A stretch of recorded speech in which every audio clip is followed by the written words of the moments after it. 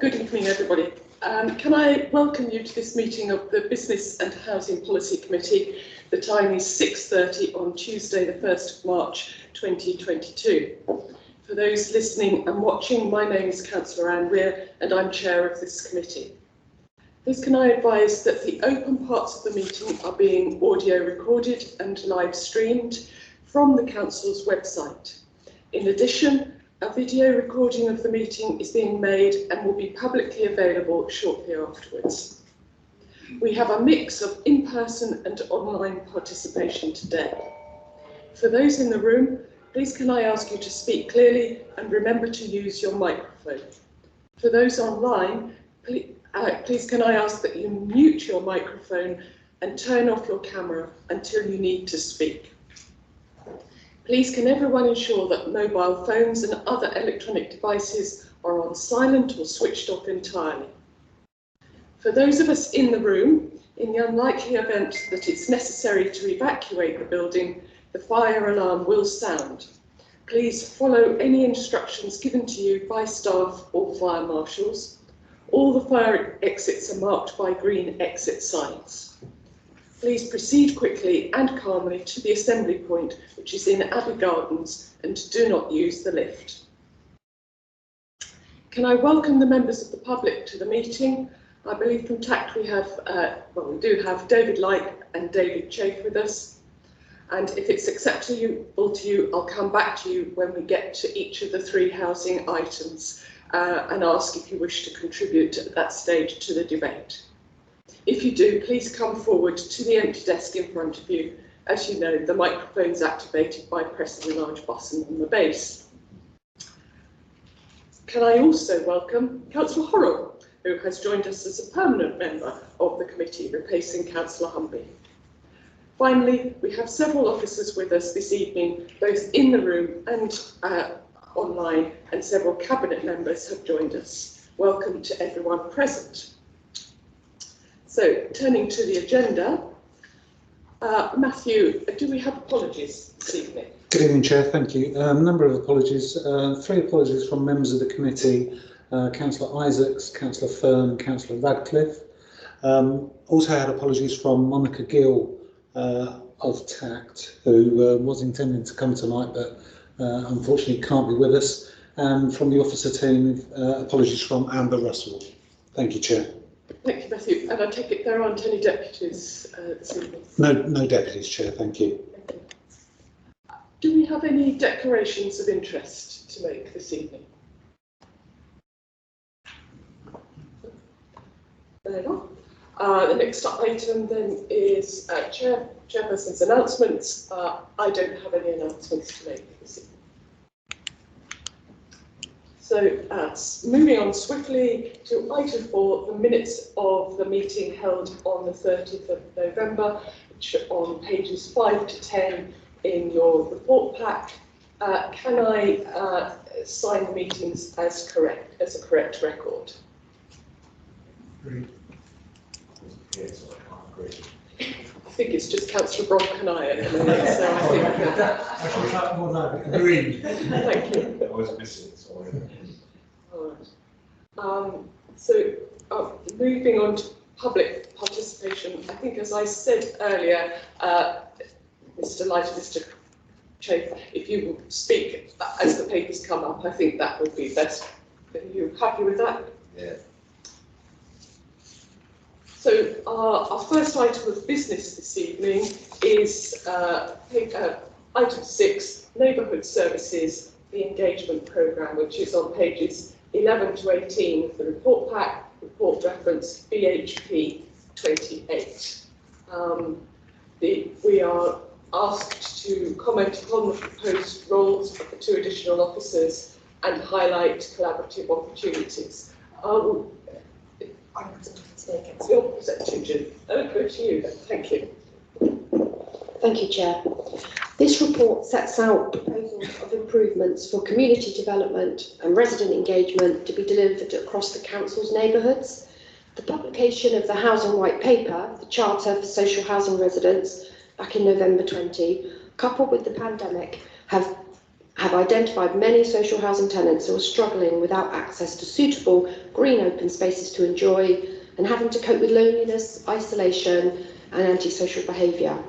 From 2023, a new customer standard for social housing will be introduced, and landlords will be required by the regulator to assess their performance in line with 22 tenant satisfaction measures. Responsible neighbourhood management is one of the 5 themes covering ASB, keeping community areas clean, safe and well maintained, and making a positive contribution to neighbourhoods. Poor performance in these areas is likely to lead to the regulator imposing penalties and special measures on the landlord. Investing in community development and resident enhanced engagement will help to ensure our neighbourhoods are safe and inviting places to live and our communities are supported.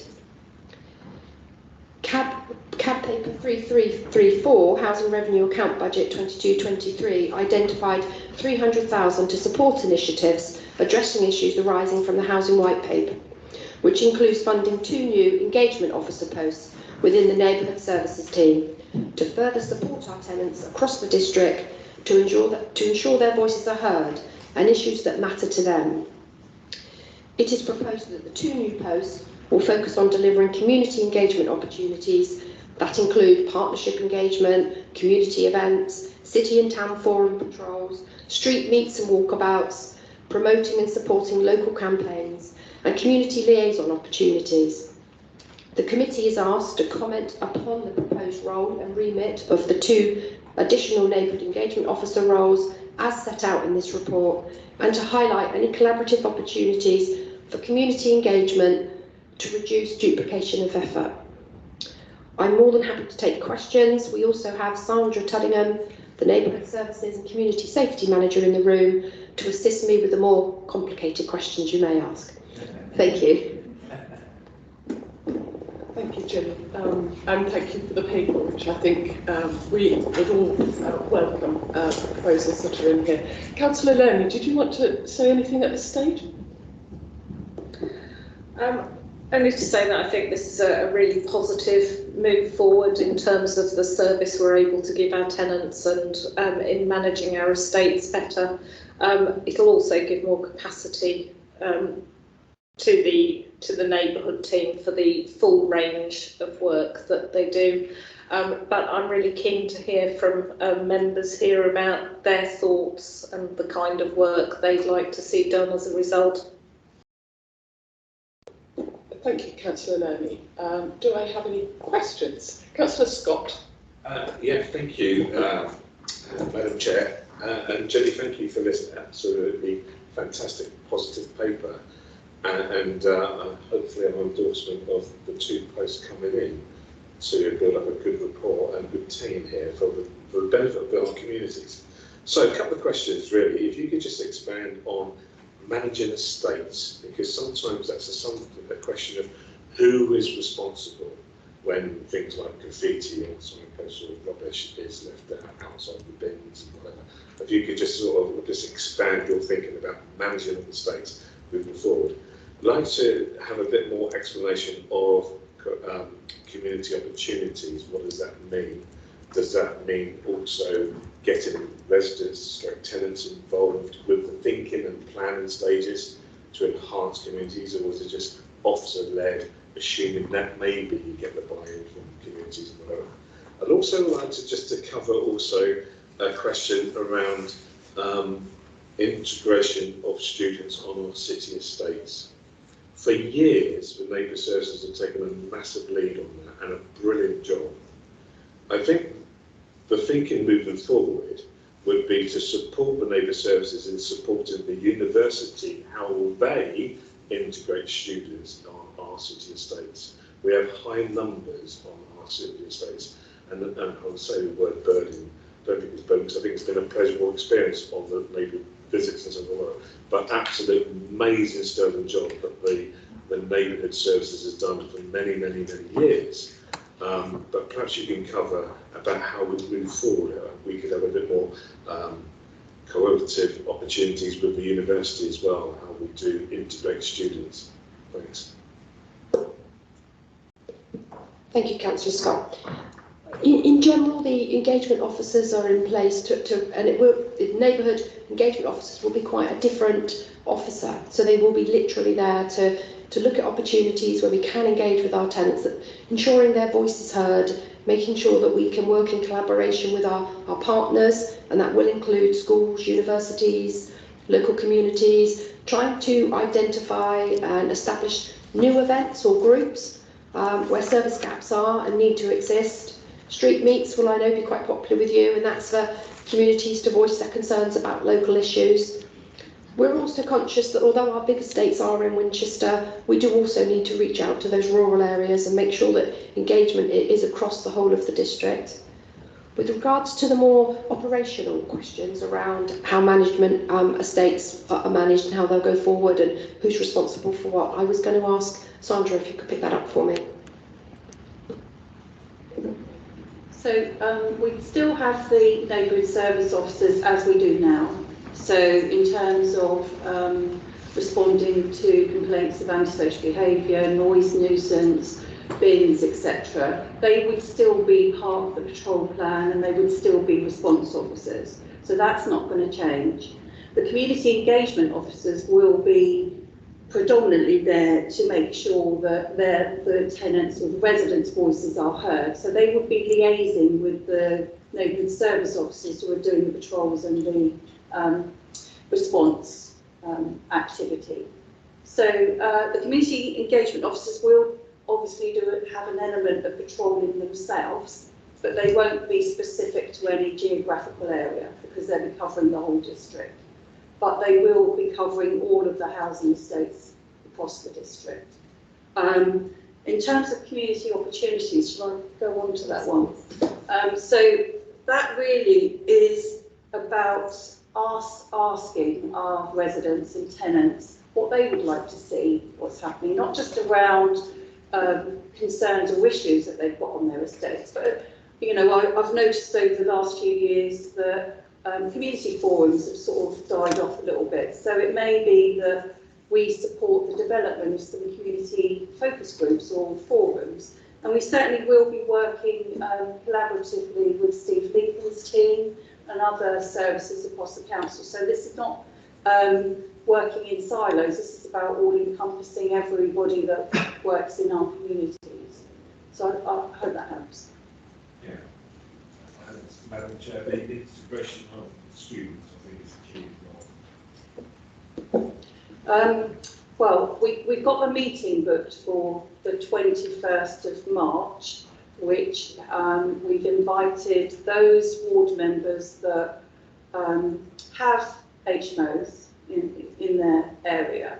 And that is to predominantly to discuss with our ward members how they, and the university, how we go forward in terms of our student contact and engagement, and how we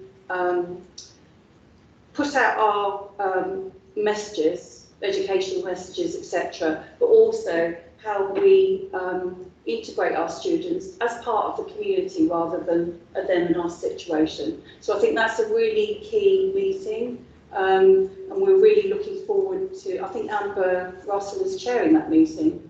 And so we're looking forward to the university coming along and giving us their views on how they see the future going, based on all of the historic engagement that we've done in the past.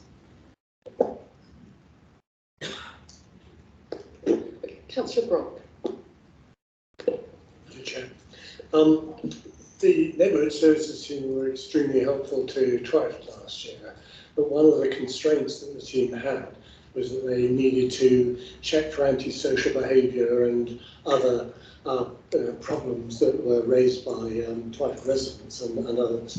They were constrained to working on weekdays and during weekday hours, and therefore a lot of the concern about over-exuberant youth activity occurred outside of those hours. And I just wanted to know if the team will be trying to carry out the tenant liaison and the like during weekday hours, or whether they're going to be available for tenants who are not always about during the daytime, and whether they'll be able to contribute in some way to monitoring real concerns of ASB outside of a working day? Thank you.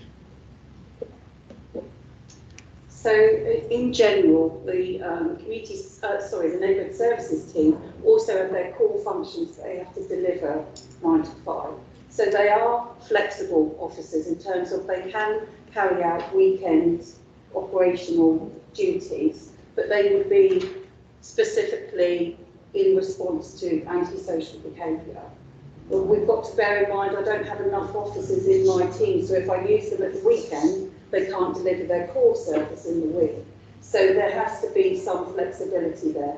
As you know, we provided you with officers in Compton Locks over the summer period, and we only patrolled during the week.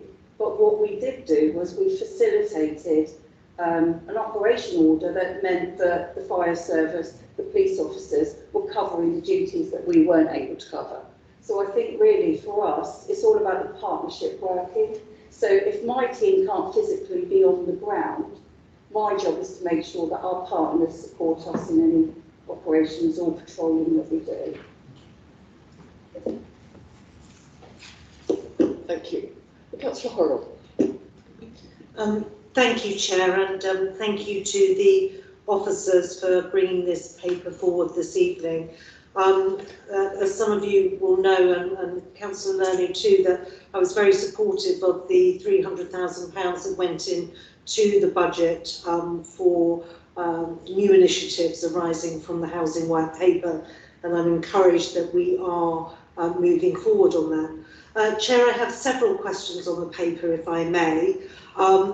Certainly, the addition of extra officers, I think, is to be welcomed. But obviously, that's only part of the money. So my sort of question is, the sort of 2/3 of the budget, do we have other plans here outside of the monies that have been detailed in 1.2 this evening? We hear when we meet residents, and I think yourself, Ms Knight and Councillor Lerner and I have heard this from tenants, that they often don't know when our officers are visiting the schemes that they live in, and they would like some pattern almost of sort of knowing days or periods of days. And I don't know whether within the additional resources that can be accommodated. I'm supportive actually of the point Councillor Bronk made. I think we have discussed for a long time the need to be sort of an out of hours service. Early evenings in the summer are often a time when perhaps it would be good to be out and about rather than at sort of 9 o'clock in the morning. But again, I understand that is a matter of resources, but the question is, you know, do we have enough here to be able to make some of those opportunities come forward? One of the other things I think that has come up in 2.2, you very helpfully detail the tasks undertaken by the neighbourhood services team, and I've heard several times from residents that when people are on site, they might be doing their safety checks or other things, but they don't then note the windowsill that's broken or the tile that's come off the roof. And so have we got a way of reporting back, is that part of their job description, that they should be doing that, because no one else is necessarily going to go. So we've got the opportunity to have people on site who can then report back more widely to their colleagues in the estate improvement team. So a couple of very practical things there. In 2.8, I just wanted clarification because I wasn't sure. The city centre patrols, and it is noticeable that we don't have a dedicated patrol officer in the city centre, and that we have a post moving to environmental services. So does that mean that we won't be doing that anymore? Just wanted to clarify expectations about the city centre, because we do know that we have some of our more vulnerable residents sometimes on the streets because they find that a better place to be. And also, in terms of the overall structure, when I looked at the team structure, and thank you for including that in Appendix 1, I sort of saw the shape of that, but there was an element of me thinking we've got great individuals now, more of them around the whole district, in the wider district, and that we should sort of be sharing responsibilities, that we don't necessarily need to send 2 people, that one person can go and report back, so that we've got efficiencies, and that people have a sort of broader outlook of our homes, our communities, our particular housing offer. And I appreciate you want to focus on the engagement piece, which has been missing, and I know there's a great desire to have that back. But I just I didn't want us to have a situation where, you know, it's not my job to report that and come back. So, you know, although there are lots of great sort of titles here, I'm just hoping that we're a big team who've got the whole welfare of the residents across the district in their minds, and, you know, they'll feed that into colleagues wherever they need to. So lots of questions, sorry, Chair, but, you know, really helpful to understand some of those points if we can. Thank you. Thank you, Councillor Arnold. Yeah, really important question, so thank you very much. I can pick up the first one with the additional 300,000 resources that was included in the budget this year for staffing resources. The budget also covered leaseholder officer, a new leaseholder officer, to help us with the different tenures that we're seeing more of, and obviously with the potential of bringing on more properties through the housing company and the Will Build. It also included a surveyor to help us with our decent homes work. So there are 2 major areas where we needed to expand and we needed that extra resource. And with the broader officers, your final question, you're absolutely right. We have so many different teams, so many different officers within the housing team going into our tenants' homes, and often people that see pretty much all the homes are those working on repairs and surveyors. So you're quite right. We're trying to do that piece of work around fire. So we're trying to say to officers, as you would if you went into a home and saw there was a safeguarding issue, but if you go into a home or a community and you see a disrepair issue that maybe doesn't quite fall under your remit, that's reported back to the tenancy services team or the estates team. We need to get slicker at that. We need to think of an easier way for very busy officers to do that, but we certainly take that on board. 2 very important questions. I am going to defer to Sandra to answer your other 3 questions. Thank you. Okay. So if I start with city centre and the managing the patrols in the city centre, that's not going to change, in as much as our role at the moment is to patrol the city centre, working in partnership with the police and the big rangers and local businesses to reduce antisocial behaviour. So the focus will still remain the same. And whilst we're out there on patrol, working with our partners, if we see issues with trade waste, etc., we do report that straight to Campbell Williams.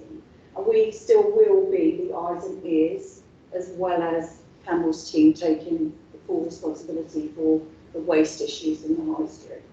So it's going to be more of a collaboration rather than one of us doing ASB and the other one doing waste. It is, I feel assured that we will be collaborating the same. So our focus in terms of Davina, who's our ASB lead, will still be with Louise Cobbold. They will still be patrolling the city centre, and their focus is around reducing antisocial behaviour. And that is the begging and the alcohol-related incidents as well. Chair, can I just ask a supplementary, Sandra, on that, which is, so we've had full-time presence on the high street, and I recall, Councillor Lurney, I'm sure I'm not incorrect, we heard a few months ago some concern about the people begging on the high street and people's interpretation of that, and, you know, are we doing enough? So are we going to have a full-time resource on the high street from your team, or is that, and it doesn't matter whether it's one person or shared responsibility, but a full-time resource there with all the other partners who are there or not, just so I'm clear. Thank you. I have to say at the moment, no, because we've got one antisocial behaviour officer within the team. If the focus is around antisocial behaviour, then that individual officer will have to go where she's required. I can assure you, though, that we are in the city centre at least 3 days a week. And we are a responsive service, so there is resilience across the team. So if Davina's doing something else, I can put another officer in there. But I think it would be wrong of me to say that there is a dedicated officer 37 hours a week.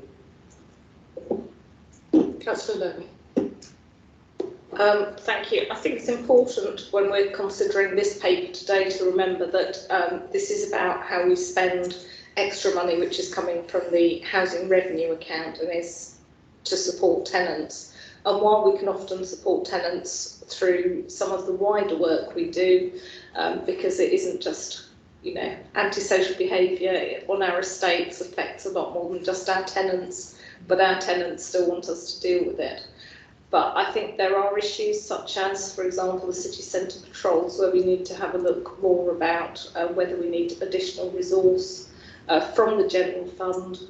But as I say, today this is about the work that will be done with extra funds that are coming from the housing revenue account. But as has been mentioned, having a bigger team will still give us more resilience and will help us deliver those other functions better as well. Chair, could we just ask I had the question about whether when people go visiting, there could be more of a sort of schedule, so to the tenants who are in the various schemes, that they know that someone's coming on a Monday or afternoon, or it can vary. What is the proposal, as it were, for our tenants? So, shall I answer that? So the current situation is now that we do work towards a schedule, and that schedule in terms of the cleaning, the health and safety schedules, etc., and they are posted on the walls in the blocks of flats, etc. If you're talking about scheduling the community engagement officers, then I think that would be something that I need to develop further. I can't actually promise that at the moment. There will only be 2 officers. There is resilience right across the team, and I keep saying that because the focus for those 2 officers is around community engagement, but they will get the support of the other team members. So if there's an event or there's a ward member walkabout, they can call on their counterparts to support them, at the event. I just wanted to pick up about the reporting of repairs, if you don't mind, as well. My team used something called photo book. So when they identify a defect or a repair, they use photo book to report it. So it goes into Housing Hub and then it goes on to Property Services. So we are actually out there looking for defects and then reporting them back through the council process. Thank you. Thank you, Ms. Dutton. I actually wanted to pick up on that point as well, around scheduling activities. I think it would be good to have a more systematic engagement with the ward councillors as well on some of these, because often activities get planned and ward councillors. So if we could build that into the ways of working, that there's just as a matter of routine, ward councillors get informed and involved, and perhaps there's an opportunity here to just talk particularly in the unparished areas around how we can use this to rebuild and strengthen our community centres as well. I know there's quite a lot of investment going into some of them, but I think that's a constant piece of work that needs to be factored into this process, so I hope we can pick that up.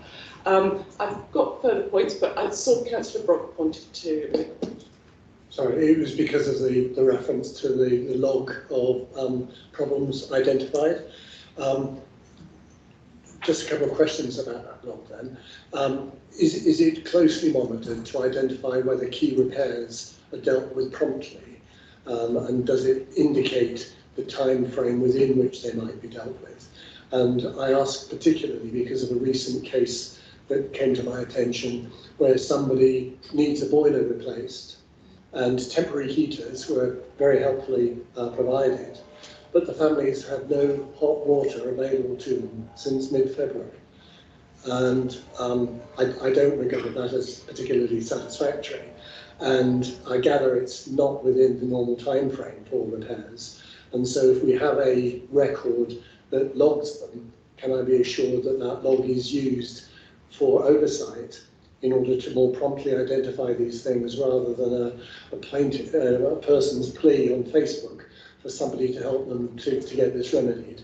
And which happily, the replacement date has been brought forward by 2 days, but I think it was still far too long for the individual to wait, and therefore some close oversight of that book and reporting on it would be very helpful. Thank you.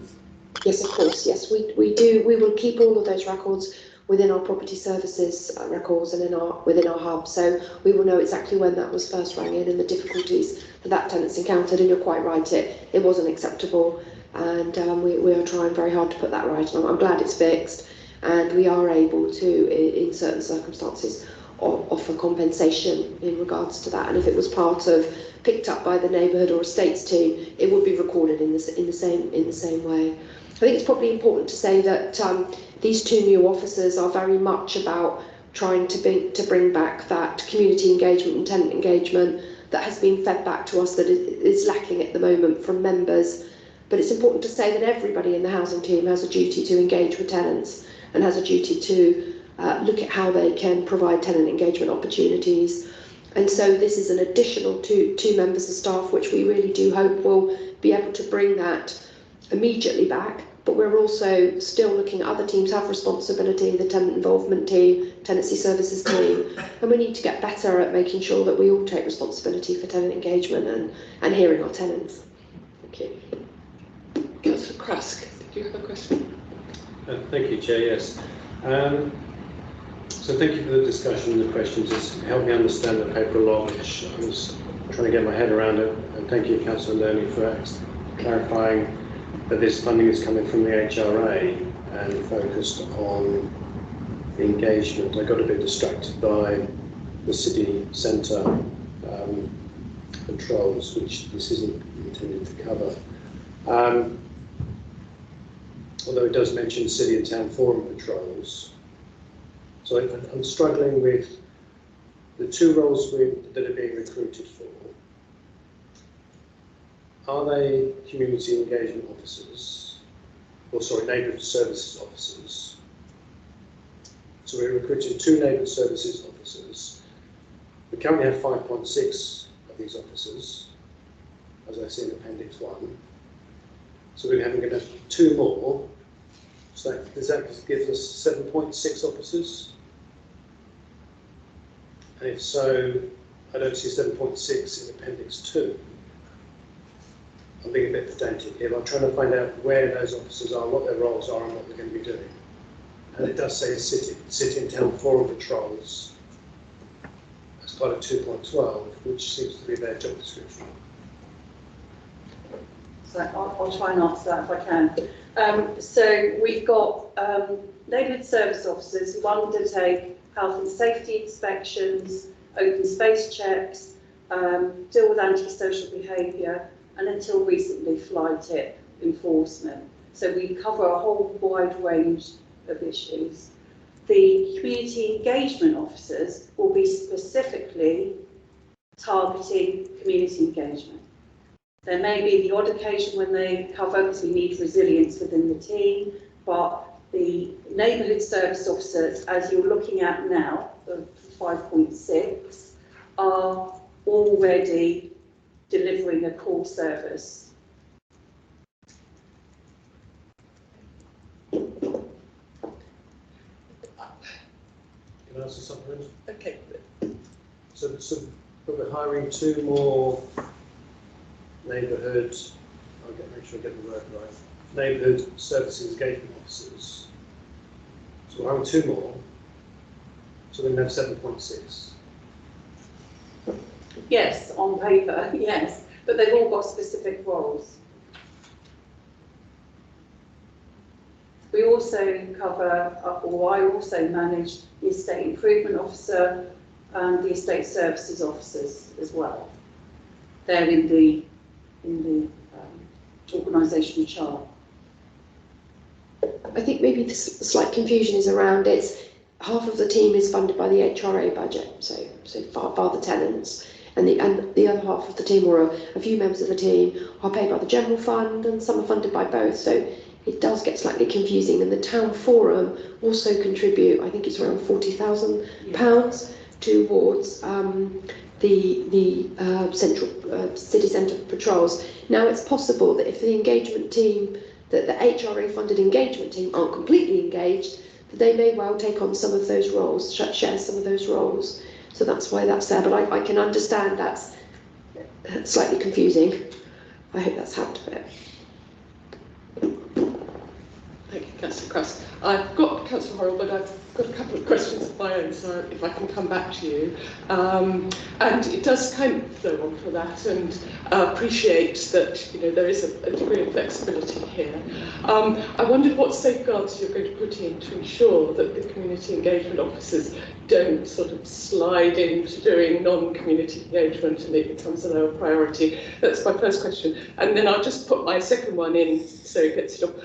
What I'm really interested in seeing, and we'll be hearing a bit more about it in a paper later on Digital Winchester, is that really is a whole area around digital inclusion that is going to be quite critical.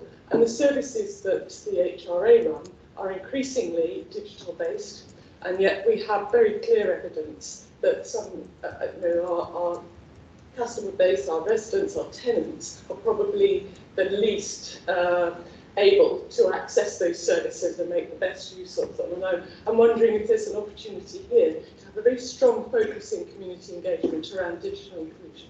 Thank you.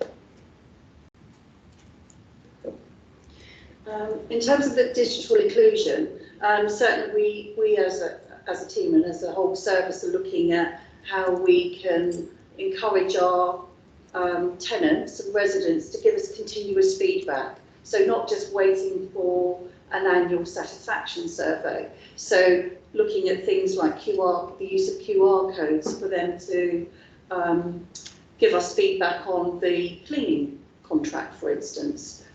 So we are, and the community engagement officers will be part of that discussion around, did I say something? No, we're just thinking you're very brave. Oh, okay, that's fine. I thought I'd said something funny then, I don't know. I missed it.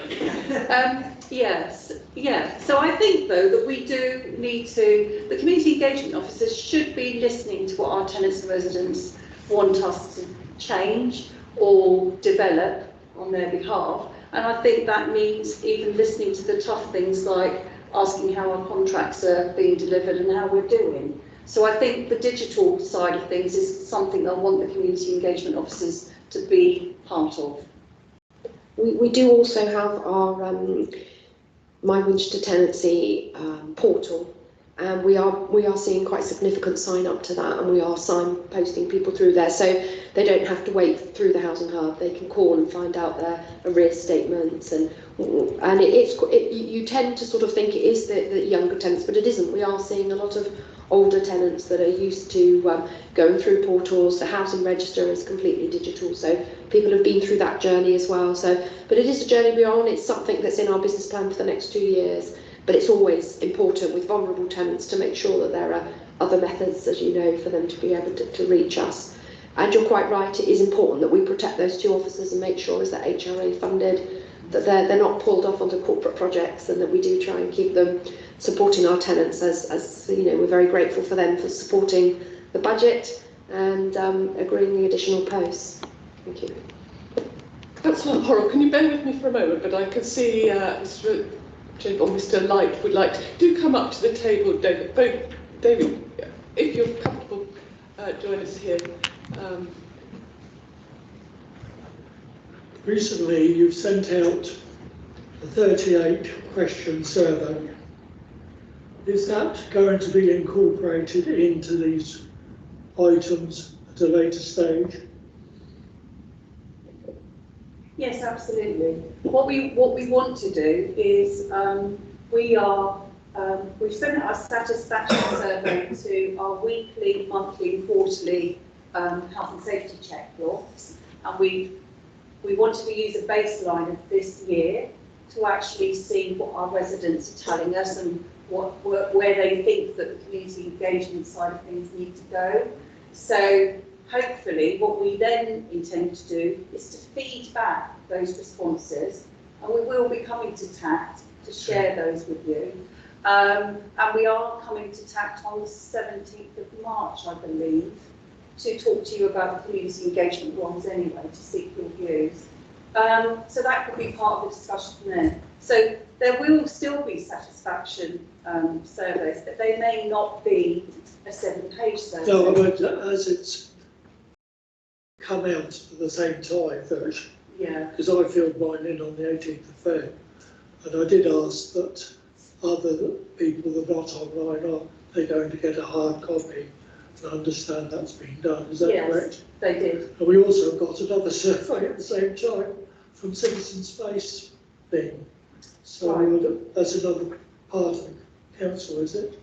I think we were working with Citizen Space actually, so some of those, I think you'll see that some of those questions relate to the satisfaction survey. Okay. Yeah. That was all. Thank you very much, Chair. Thank you, Mr. Light. I'm happy to take more questions from you now or come back. No, that's okay. Thank you. Councillor Horrell. Chair, I think you made a good point about digital and some good learning in papers later on for this evening.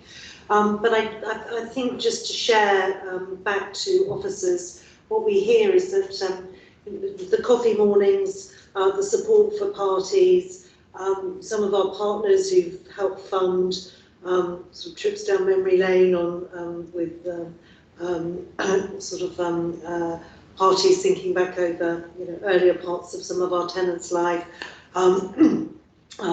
sort of street meets and the like, which we sort of went away from. People are still asking for and still relish. So some of this actually could be quite simple.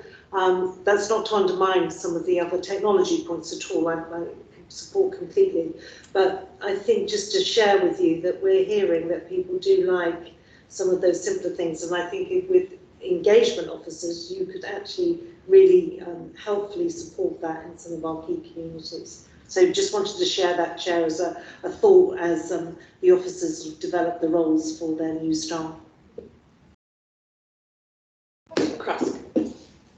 Just on that vein, and it's not for debate, it's probably not a question either, but work within the town forum has been very much on this, around engagement and around empowering residents through the Winchester Vision. So as those roles are developed, certainly there's material in Winchester Vision where residents have said what it is that they're looking for from the council. I think would be very powerful. Thank you.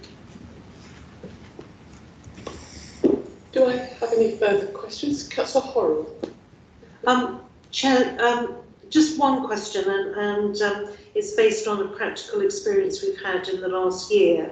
I've heard the word resilience mentioned several times this evening, which I think is a very important aim.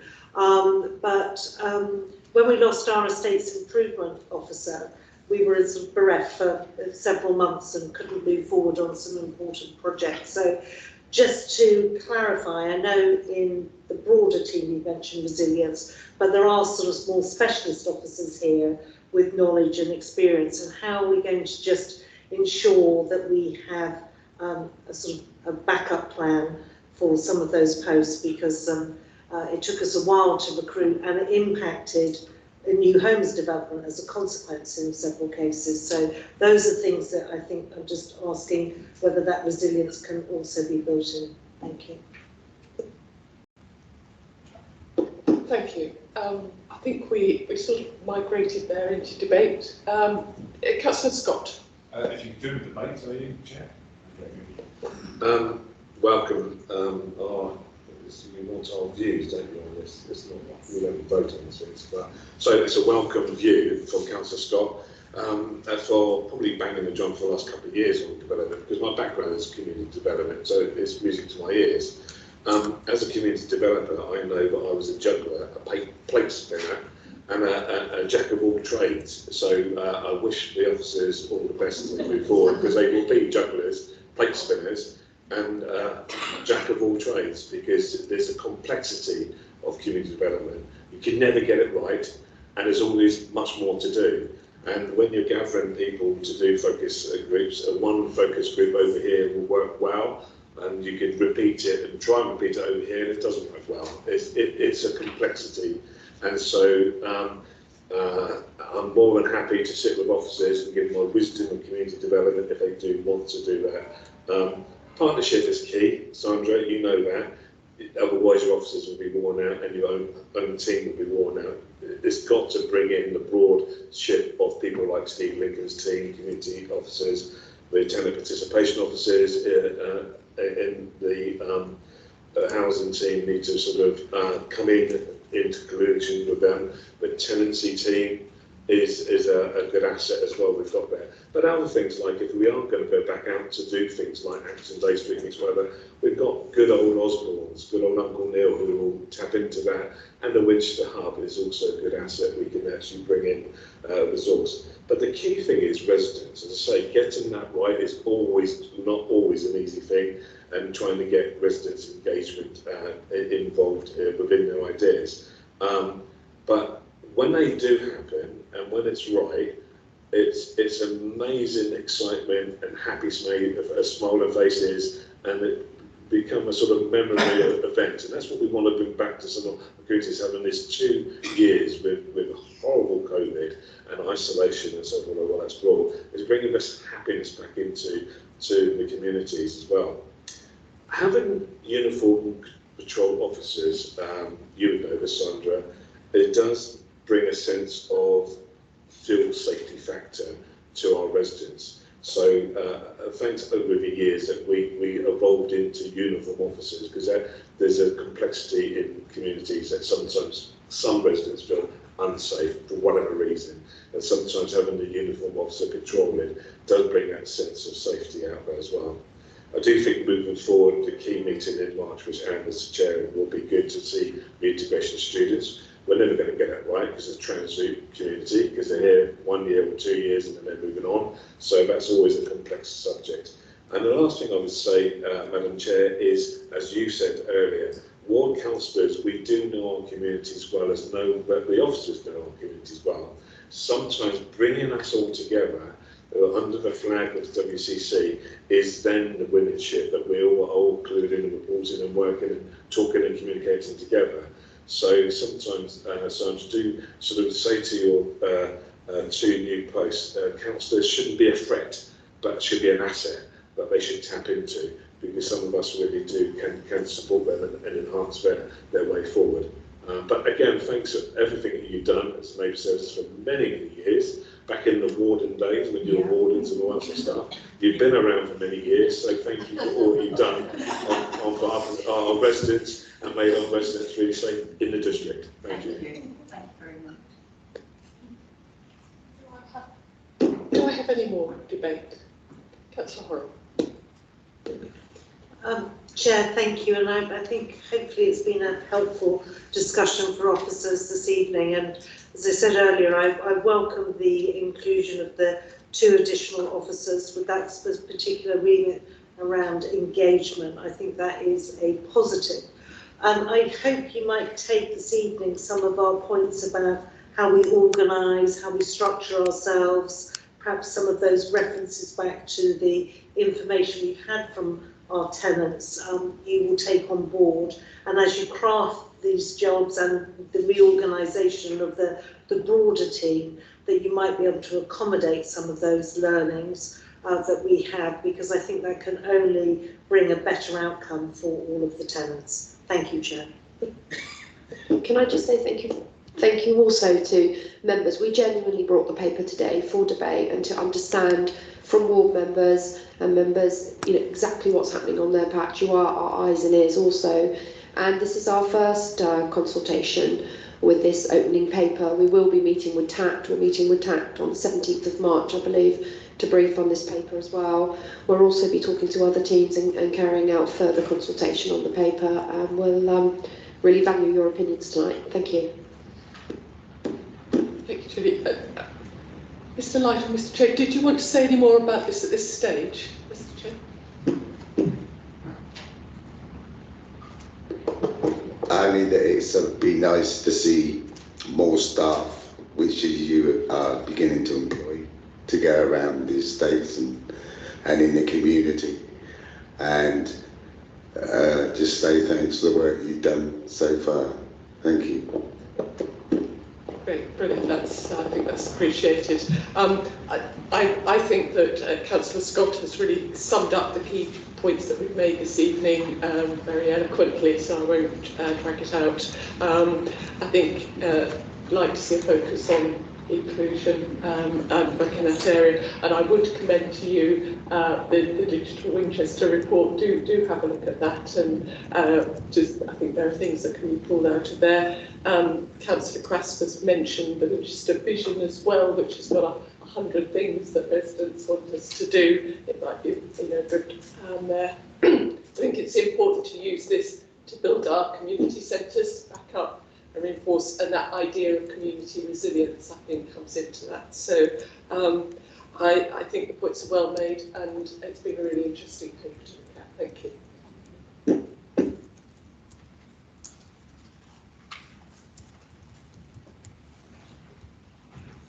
So I'll move on to item 7, which is the landlord letting policy.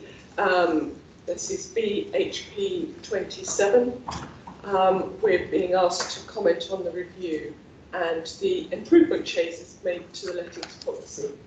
Do you want to introduce this one? Thank you. Thank you, Chair. This report proposes changes to improve the council landlord letting policy as part of a routine policy review. The policy was last reviewed in November 2019 and has not been significantly amended since then, but with most criteria remaining current. But as many of you know, the council is a member of the Hampshire Home Choice Sub-Regional Choice-Based Letting Scheme with East Hampshire District Council, Eastleigh Borough Council, Havant Borough Council and Test Valley Borough Council. And each local authority within the scheme maintains its own landlord scheme of allocation, which contains separate policies to reflect local priorities and to address housing need to its specific location. But as the only stockholding authority within the group, the council also has its own landlord letting policy for its council-owned social and affordable properties. And that's really what we're asking you to review with us today, the council's landlord letting policy that sits outside of the Hampshire Home Choice framework and the proposed improvement changes that committee are being asked to comment upon. The policy outlines the measures in place from initially advertising a property to signing up the successful applicant, to cover the measures in place when offering a tenancy, the suitability of applicants and the circumstances in which the council may refuse an applicant nominated through the Hampshire Home Choice framework. The policy provides consistency of practice and ensures council homes are let in a fair and equitable manner. The key area of changes are set out in point 2.10 and 2.17 of the report, and the proposed changes to help are highlighted in the draft landlords letting policy in Appendix 1. I'm quite happy to take questions again, but I also am pleased to say I have Laura Doyle, the Tenancy Services Manager, in the room with me to assist again with the more operational questions that I might not be quite so familiar with. Thank you. Thank you, Julia, and welcome, Laura. Is this the first time you've been to one of these? We're not too bad. Okay. I've got Councillor Scott. Thank you, Chair. I've got some really tough questions for you, Laura. I'm not sure if my questions will fit into what's here, so forgive me. I might be sort of missing the plot here. But there's only some, my questions are pertinent to some issues that we have when residents or tenants find the letting policies difficult. So it may be for another day. Mrs. Knight, you might tell me, go away, it's another day, and so forth. But be honest with me, I've got broad shoulders. So trying to fit it into what you've got here, I've got to just say it, even if it's down for experience for a rainy day, if it doesn't fit in with what quite we're doing here. So there's 3 points I want to make here through my questions. One is, how does the lettings policy, when they on Hampshire Choice based, families may be suitably housed, but they're in blocks of flats and they feel trapped and they can't get out, and their children are a certain age criteria and they want a garden for their children. We used to, years ago when I was community worker back in the day, way before it was all paper files and way before the Hampshire Choice Place was even birthed as an idea, it used to be if families were in blocks of flats, they were at a top priority to get them out, you know, and lots of stuff. That was years and years ago, back in Ken Kershaw's day. That's a name in the past. But it seems to have missed over the years, and we've transplanted that and to try and get that sort of category into a lettings policy. That's one point. The second point is when you deregulate sheltered housing complex, and it seems to both look at me now, we do then have issues with some people on general needs being allocated to where elderly people still are, and some of the elderly people still remember when the scheme manager was in their complex, and they realise that it's general needs now, but there's issues that coming and goings in the middle of the night or early hours of the morning, drug use, and undesirable things like the police raiding to take a knife off of a man who suddenly got a flat where an old lady was, and the lady downstairs is petrified of her life and she's in her 90s. So how do we fit in when there was an old shelter scheme which is so safe, with a scheme manager, a common room, and everyone was at a certain age? You might have had some obstinate old person, but you know that's, you know, what you expect from an old scheme, but not these issues. How do we actually get this letter policy to help with that issue? And my last one, do we still champion new homes having local letting policies? Does that fit into this criteria coming forward? Because it's so key, especially like 77 units, the rental units in the Valley, having a local policy, local connection has really worked wonders for people to stay within their community. So I don't, hopefully that fits in, Mrs. Knight. Yeah, I'm going to try and save Laura here because it is quite confusing, this paper, and I totally accept that, because it's the Hampshire Home Choice framework and scheme of allocation that nominates somebody from the housing register to a property. But we are very lucky in that we have Karen Thorborn here, who has a lot of experience of Hampshire Home Choice, so she can certainly cover off your questions because I'm sure they're of interest to other members. But the landlord letting policy that sits below that is how they make the decision to then let that property to somebody who's been nominated. So it's not quite within Laura's remit, although I'm sure she's capable of answering a few of them. Okay, you answer number two. You answer number two. So we'll share those if that's okay. Sorry, apologies.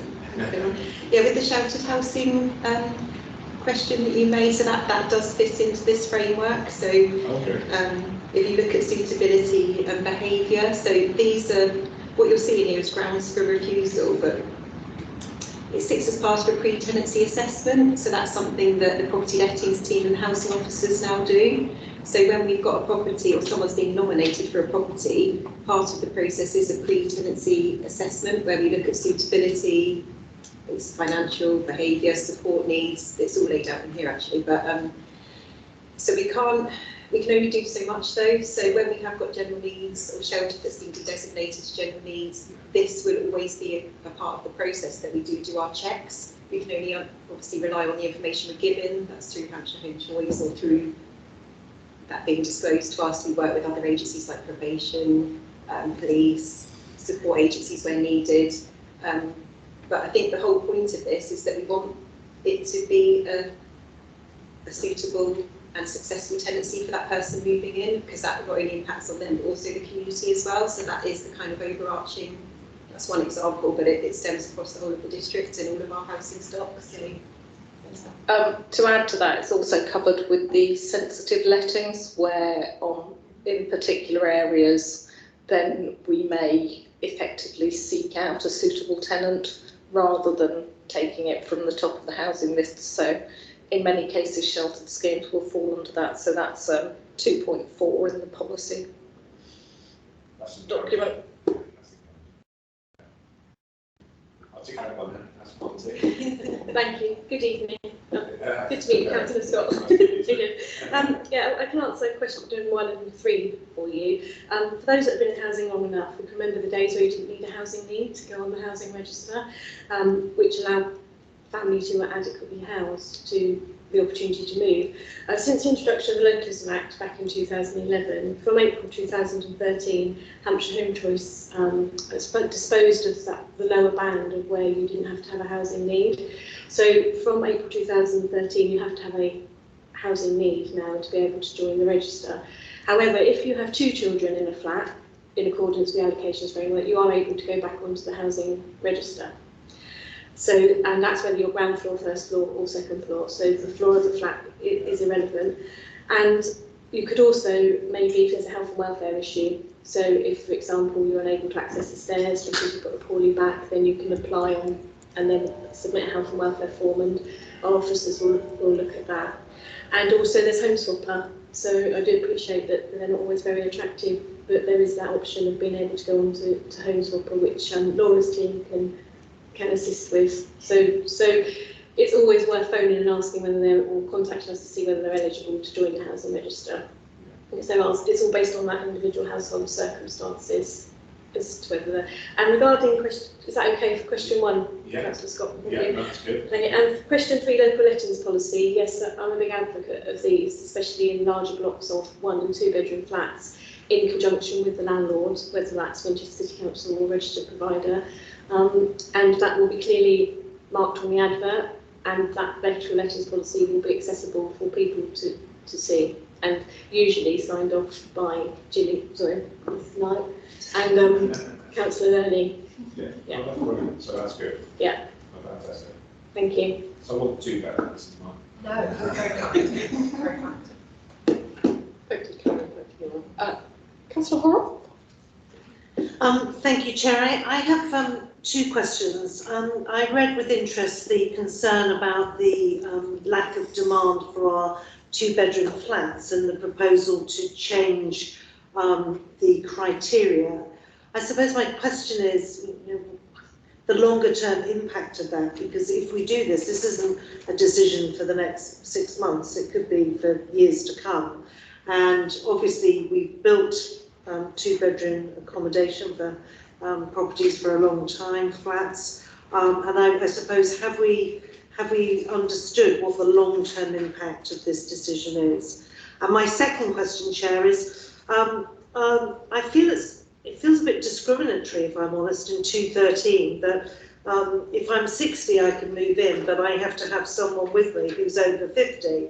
So if I've got my child with me who's in their 30s or whatever, they have to get special permission. You say there'll be exceptions made for carers. What happens if I'm looking after my wayward grandchild who's giving their parents a hard time and they want to move in with granny for a while or whatever? The reality of life is that not everyone's in a perfect 60 and over 50 sort of combination. And is everything going to be dealt with by exception? It just felt quite boxed in there and not necessarily reflective of life today. And I might have found a partner who was significantly younger than me, all those things that might come along. So I wondered what we were trying to achieve here, and whether that was more flexible than it read currently. Thank you, Chair.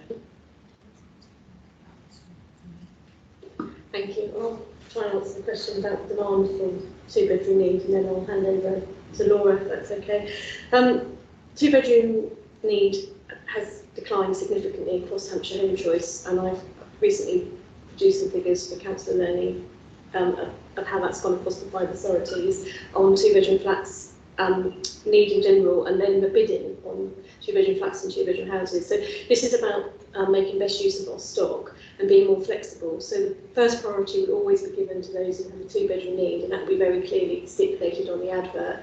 And then priority to under-occupying it upon affordability. So it just enables flexibility. So appreciate it once it's in the policy, it's there until it's reviewed again.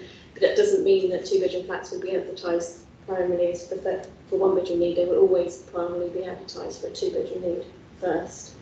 and then on to the one-bedroom needs. And that's what our partnering neighbours or authorities have been doing, and it's been very successful, and it will hopefully help us with the void periods that we have on our two-bedroom flats at the moment.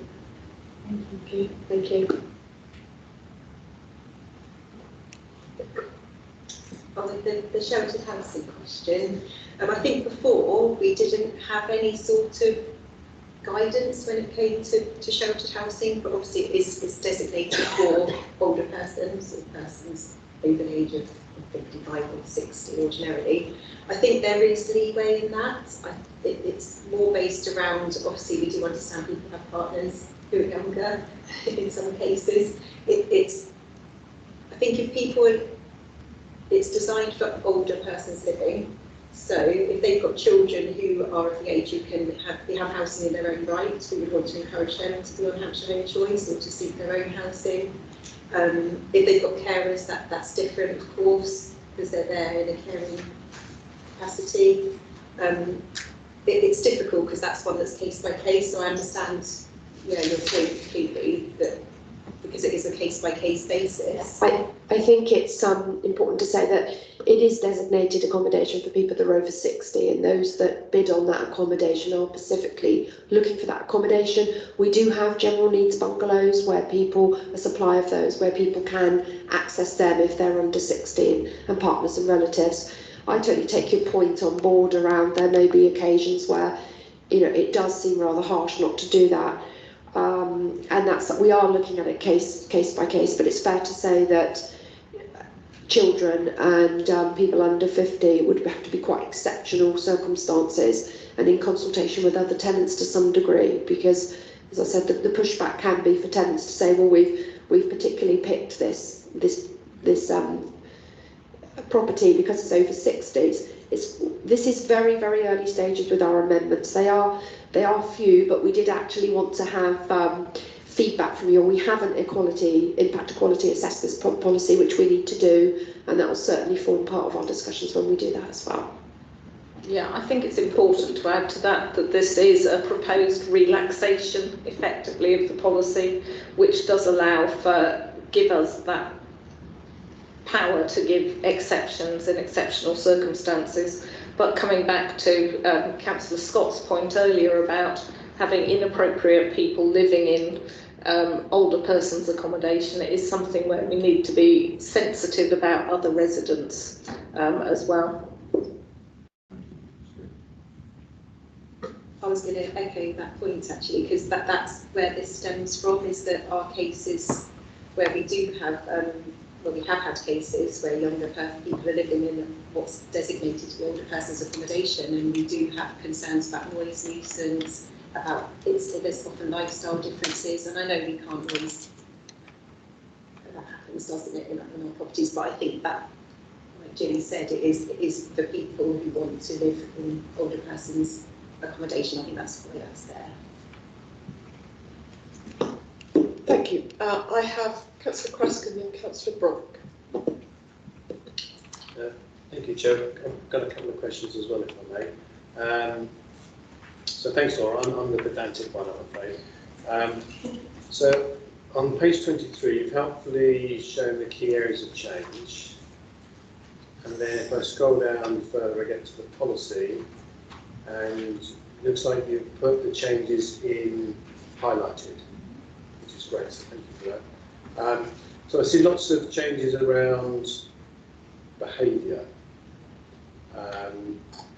So that suggests that maybe there's been the need to put that into the policy because we've had behaviour issues. But what if I have bad behaviour? What are my options? For one, where do I go for housing if I fail these criteria? And then I see back into page 23 when you've done the summary, you said that until significant behaviour change is demonstrated, and that's set to be viewed at 6 months. So if I've got bad behaviour, what do I do? And how do I demonstrate that my behaviour's changed? Thanks. Okay, thank you. So I think when we're talking about behaviour, we're talking about serious antisocial behaviour, so it's a significant incident that's happened, that they've been evicted or there's been a conviction and they've been imprisoned, they're under MAPA. So again, it's case by case, so that's why we've been quite specific in what we've listed, because before, this is all again assessed as part of a pre-tenancy assessment, so an officer will look at this, will speak to this individual, there's a conversation that's had, they find out about their support needs, what their drug and alcohol issues may be, where they can be signposted to. When we refuse people, it has to be on one of these rounds, and then we will signpost, so in the future it may be our tenancy sustainment team, or we'll go back to the housing options advisor. They often work with housing options. Karen can probably talk more about that side of it. And they would be, so often they're already working and engaging with agencies, or they might be in temporary accommodation. I'm giving examples, it goes across the board, doesn't it? But so we would say to them that we want them to be free of convictions for the last 6 months, for example. We want them to evidence that they've been engaging in support, they've been giving clear drug tests. We work closely with inclusion, probation, police. Again, we would get a police disclosure to check that their behaviour's been consistent.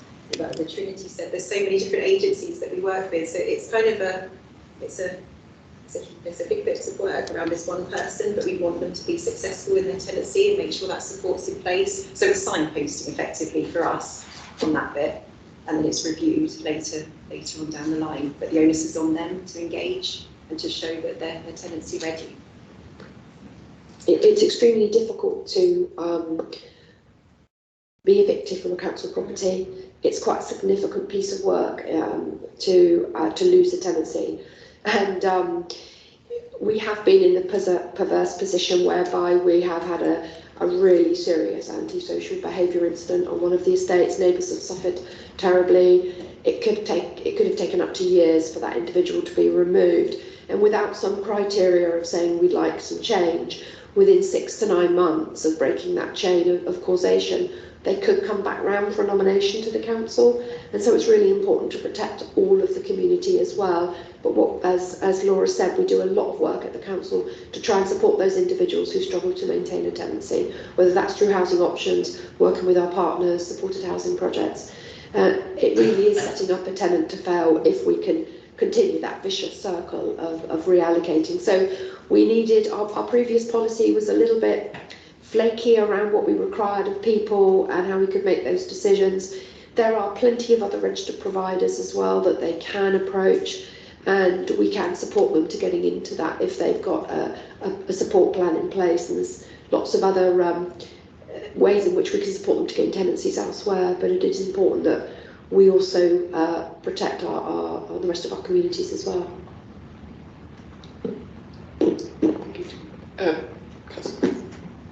Thank you, Chair. Supplementary, if I may, but a great answer. Thank you very much. Exactly what I was looking for, so thank you. The other question I've got is very much around the 2-bed rentals and the lack of interest in them. Why is that interest reduced? Any idea why? It's okay if I answer that. I thought I might be asked about need tonight. So we have 217 households on our register currently who require 2 bedrooms, compared to 880 households who require a 1-bedroom. I think a couple of reasons. It's the 2-bedroom flats that are harder to let than the 2-bedroom houses, and the waiting time has decreased significantly. And we had an upgrade on our system a couple of years ago, so applicants can now see how long they need to wait for certain properties, and it's very individual to their bidding and their assessment. So they can see if they maybe wait 2 or 3 months later, they may be successful for a 2-bedroom house. So they may, depending on their circumstances, if they're living with mum and dad or in a private rented and their need isn't as great as maybe being threatened with homelessness, they may decide to hold out for that 2-bedroom property. And like I say, we haven't got a reason, but it's common across Test Valley Borough Council, East Hants, Havant and Eastleigh as well. We've seen a decline in that need.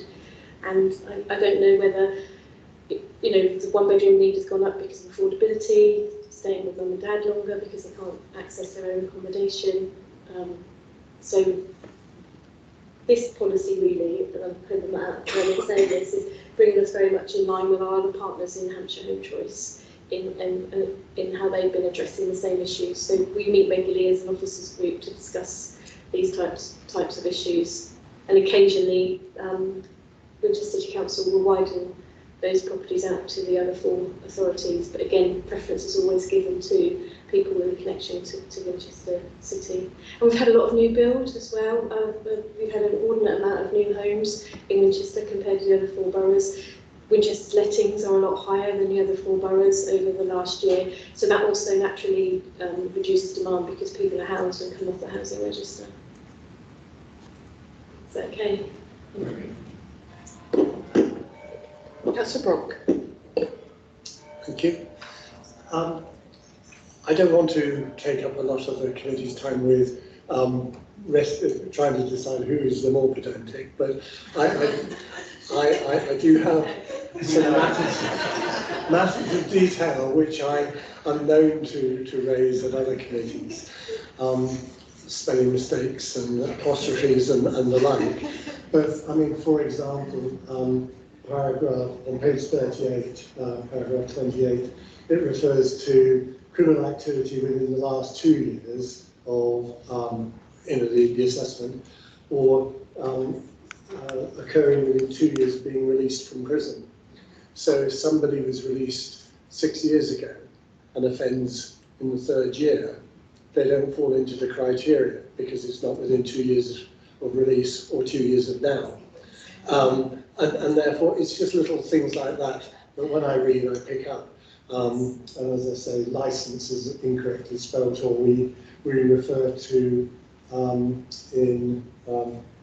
page 36, eligibility, contact by phone, email of systems messaging. So it's probably all SMS messaging or something. But if I may, rather than take you through page by page, what I would like to do is just pass my comments on in detail for you to decide which ones you care to accept and those which you care to discard. And I'd be quite happy just to do that for the sake of losing time. Thank you. We really appreciate that. Thank you. Thank you, Councillor Brock. I've noted Councillor Horrell wants to speak again. I've got a question on page 30, 4.2, asking around the proof of identity. And I'm aware that many of my tenants don't have either passports or driving licences. How are we going to help them? Thank you. If they're already a tenant of Winchester City Council, then they don't need to provide that. It's for new residents and new tenants of your accommodation, and it's all there for it by document of nomination. So the allocations team within my service do all that currently, and this is looking at the tenant services team will do their own checks up on that as well now. Again, that brings them in line with other providers within the borough and the districts, but for existing tenants, they don't have to provide any identity. So the purpose of my point was that our existing tenants don't have this. What is, the likelihood that potential tenants who have need won't have those either? I'm just raising it in terms, and I'd like to know how we're doing. To be honest, it's not a common problem that we have. Most people do have some form of identification, whether that's through their universal credit claim, a birth certificate, driving licence, passport. We're quite broad in what we will accept for that identification, and we do liaise with other departments within the council to obtain that with the applicant's permission. It's probably important to add to the policy there. Yeah. Thank you. Noted. So, Councillor Horrell. Chair, you've got there before me, 4.2 is one of my points, so I think we're thinking alike. The other one, which in fact Karen referred to earlier, is the local lettings plan. And obviously, if we're in the smaller communities, we have those. A question one of my fellow councillors was raising, in the bigger communities, where obviously we're over the 3,500, there's no priority given to people who work in the community. So if they're working in that particular town, market town, they don't have a priority to accommodation there, then they might be sent something and to apply elsewhere and then travel back. Is there anything here that we've looked at before relative to working in some of our bigger communities where obviously they want to have their local workers? Thank you. Thank you. That's me again for clarifications, Councillor Horrell. Local lettings policies are individual to a scheme. So if, for example, we're having a new build of flats, we would decide how many of those flats we would want to give maybe to existing tenants, so we then free up more properties and maximise the use of those new vacancies. We may say that only 25% of the new residents have a support need, and we'd have to very clearly define the support need. We could either decide to under-occupy them. We could decide to give priority to work it simply. It's just really important that whatever we do within the local lettings policies, it's lawful, reasonable, and it doesn't discriminate. So we just have to be very careful when we set out that policy. And again, it's something that is commonly done across partners and previously at Winchester City Council. But with giving priority to people working, we have to be very careful not to discriminate against those that aren't working. So we have to get that balance. Thank you. Thank you. Do I have any further questions?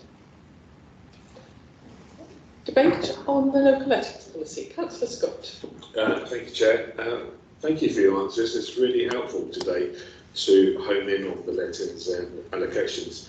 I think, Councillor Maloney, you pointed to the sort of sensitivity that we can look at moving forward about that, especially the sort of the old housing scheme. So I take really comfort in that.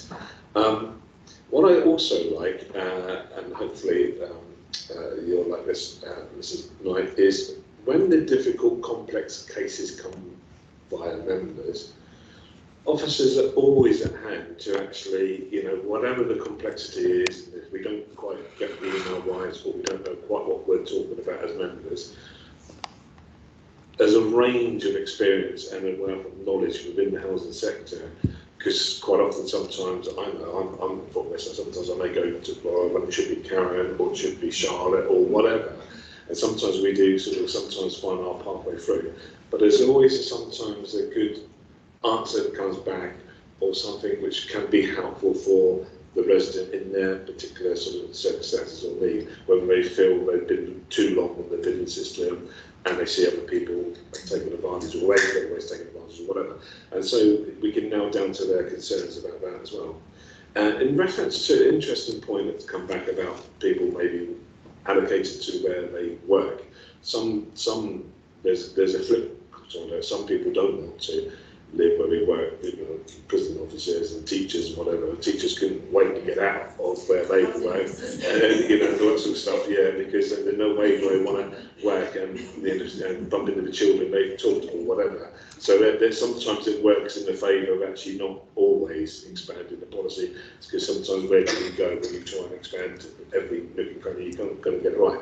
But the good thing of reassurance is that when we have got complexity as members, we can then present them to you guys, and you can give us a good, correct answer to it. So thank you for, again, all that you do. Similar to the neighbour services, it's sterling service that you provide our residents in the district, so thank you. Thank you, Councillor Scott. Did I have any other comments? Councillor Horrell. Thank you, Chair, and thank you to the officer team for the yellow highlights, really helpful, so that we could have the thread of your proposed changes. There was one point that I wondered in 36, point 36 on page 39, whether you might include councillors there. You talk about employees and officers and contractors, but you don't mention us, and sometimes we can be in that place. I just wondered whether that was a possibility. I thank Councillor Brown, because I had a few points about some of the detail, but I know he's going to do a much better job than I would on actually giving you that input. But I think there's some important changes and clarification here, which can only be helpful to all of us. And my request is, which is always, I think, the same to you, most of us have a need to understand the housing policies and our approach. So please brief everyone once you get to the point, so that when we're out talking to our residents, the tenants in our community, we've got the right facts and we can be guiding people appropriately to you. So thank you, Chair. Thank you, Councillor Horrell. I think the points that we've brought forward have been quite clear. I hope that's been useful to you and informing this paper. Obviously, there'll be something coming back to Cabinet in due course, I think, in the next year. Obviously, yeah, we picked up, and I endorse what Councillor Horrell said about briefing for members, because I think particularly the new cohort that will come in May, it's a useful platform on which to introduce them to some of the issues that we'll have to deal with. So thank you very much.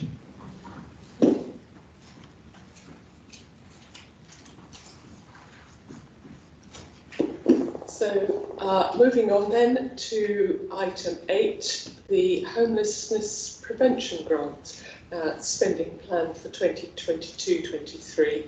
This is pages 39 to 50 in the report pack, and the report reference is BHP 029. The Policy Committee is asked to note that the report is seeking formal approval of the spending plan to be considered by Cabinet in June, and that we provide comment on the Homelessness Prevention Grants spending plan, in particular the overall approach to the prevention service and the detailed proposals in the spending plan. Actually, we'll have a break from you lot. Karen's going to Karen's Karen, please. Good evening. Thank you, Chair. So the purpose of the paper is to outline the proposed spending plan for 22-23 of the Homeless Prevention Grant, which is just over £308,000. So it really sets out for discussion the proposed spending options to fill not only our statutory duties to prevent homelessness and support the most excluded within our communities. I just think it was important to note that there's a very small figure of 8,000 within that grant to allow for the new burdens of the Domestic Abuse Act 2021, which are mainly the priority need definition and the data that we are now required to collate for Hampshire County Council. Other than the general fund, which obviously funds our service and statutory services to some of the homelessness duties, the Homeless Prevention Grant is our direct and primary funding source from central government, and it enables us to deliver our homeless functions. I do acknowledge that there are other funding streams, which I made note of in the paper, but most of those are one-off funding streams to react to a situation or a crisis. And the only other regular funding stream is the West Sleepers Initiative, but that is reliant on our bids being successful, to which we've just submitted 22-25 bid. There is also very clear guidance from the Department of Levelling Up and Housing Communities that if we are to be successful with any future bidding of funds, then we now must embed some of our previous initiatives into our core spending plan.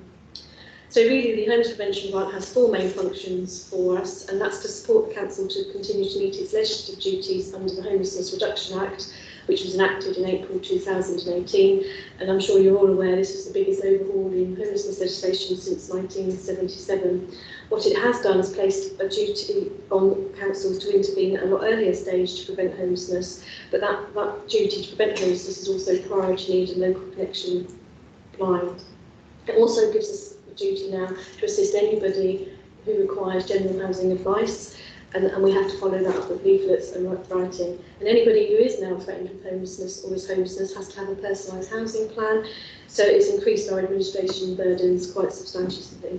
It's also to prevent and end rough sleeping by increasing our activities to prevent single household homelessness, to reduce the number of families living in temporary accommodation by maximising family homelessness prevention opportunities, and finally to reduce the use of bed and breakfast and emergency accommodation for families. This spending plan has been devised in consultation with the key relevant staff, partner and agencies via our pathway meetings, a workshop with key senior officers and councillor learning, and we also invited a critical friend from a neighbouring local authority. The outline of our proposals for this year's spending plan is to consist of projects that we already fund and have previously been successful, alongside some very new initiatives that have arisen from that consultation process, which has identified the gaps in our current service delivery and also responding to new issues and area of work that have emerged since last year's spending plan, mental health services being quite significant. So 12.7 of the paper outlines the proposed activity and the associated cost, and 12.10 outlines in more detail of the activity. We're looking at supporting 11 activities. Some will be provided by current staff, others in partnership with our statutory and voluntary partners. The paper also referenced our current underspend and the reasons why this has occurred, and what the council may need this for post-March 23, and that is all outlined in the paper. And lastly, to finish, the Department of Levelling Up Housing Communities have acknowledged that the current formula used to calculate our allocation will need revising, and therefore the formula for 2023-24 will change to ensure funds are distributed fairly to the areas of greatest need. It is likely, and it's a potential risk to us, that our annual allocation could be reduced. So, thank you. Thank you, Cam. There's quite a lot in this, really. Yes, we do. Thank you for getting it in so succinctly. I can see Councillor Scott and Councillor Krask. Councillor Scott. Thank you, Madam Chair. Just a few quickie ones. Individuals that do not want to engage, we've said this many times before when we've had this subject about some just people just literally want to disengage and sort of like that. How do, if we've got to try and assess them with the up-to-date government criteria, how do we do that, or does that score against us as an authority? That's the first one. The homelessness count, which I believe happened in this window of financial year, I think it's happened, isn't it? It was November. November. Is that for our benefit, or is that for government required? So that's another question I'd like to know. Is that something we still need to do every 2 years or something like that? And how does that fit in with what do we do? Or again, is that getting scored against us with these new criteria? And then lastly, maybe I should know this, but with domestic abuse and something like that, have we, as an authority, have we got a refuge which our sensitive cases can go to? Yes. Yes, we do. We do. I should have known that, but yeah, thank you. Thank you, Councillor Scott. There are always going to be individuals that are difficult to engage with for various reasons. Mainly that's mental health, addiction, criminal activity. However, I'm new to Winchester. I've only been here 6 months, and I am very encouraged with the team's service that they provide for some very difficult and complex customers. And I have to say that they don't give up, and they will try option after option after option. And therefore, it's not a significant issue for us, and I think that's credit to the Housing Options team and their manager. I'm not going to say that there aren't those individuals, but I do think with our partnering agencies that we perform quite well. The Homeless Reduction Act did bring us in a new power where we can discharge our duty if an applicant fails to cooperate, and I don't believe that we've had to go down that route at Winchester City Council, so that's really encouraging. Regarding the rough sleepers count, that's yearly, and Councillor Hall and Councillor Verney take part, and we choose the same night across Hampshire, so there's to avoid any double counting. And I think it's for two benefits. We have to do that to return to do that, and it does. They then publish that in February, and that does forecast maybe some of our future funding. But I also think as a council we have a target to end rough sleeping by 2023, and I think it's really important that we know what that target is and work towards eradicating it. Did we release the number, or is that still closed? Yes, but we can't often release that until the government release them in February. So, but by all means, I think Charlotte did communicate that to the key parties. But I can make a note for this year to put that on your bulletin, if that would help. Okay, thank you. Thank you. Councillor Crusk next. Thank you. Thank you, Chair. So we've got a grant of 308,000, and we've got a list of things we're going to spend it on.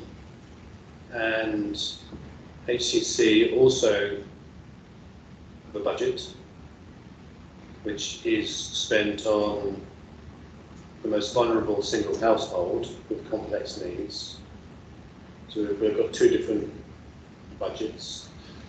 The HCC budget is going to be reduced, and so we're thinking about what is going to be reduced, and some of our thinking has informed how we're going to spend the 308. The spending plan decisions within this report takes account of the potential HCC cuts. So I'm wondering, what have we factored into our spend of the 308 in regards to the HCC cuts? And if, I wish they had a better acronym, if DULUC do cut the 308, what do we imagine cutting from the list of 12, I think it is? What's going to go? Are we going to cut an individual item, or are we going to take a slice of everything? Because it's all super important. So what have we, where are we helping out Hampshire County Council, and where would we expect to cut ourselves? Thank you.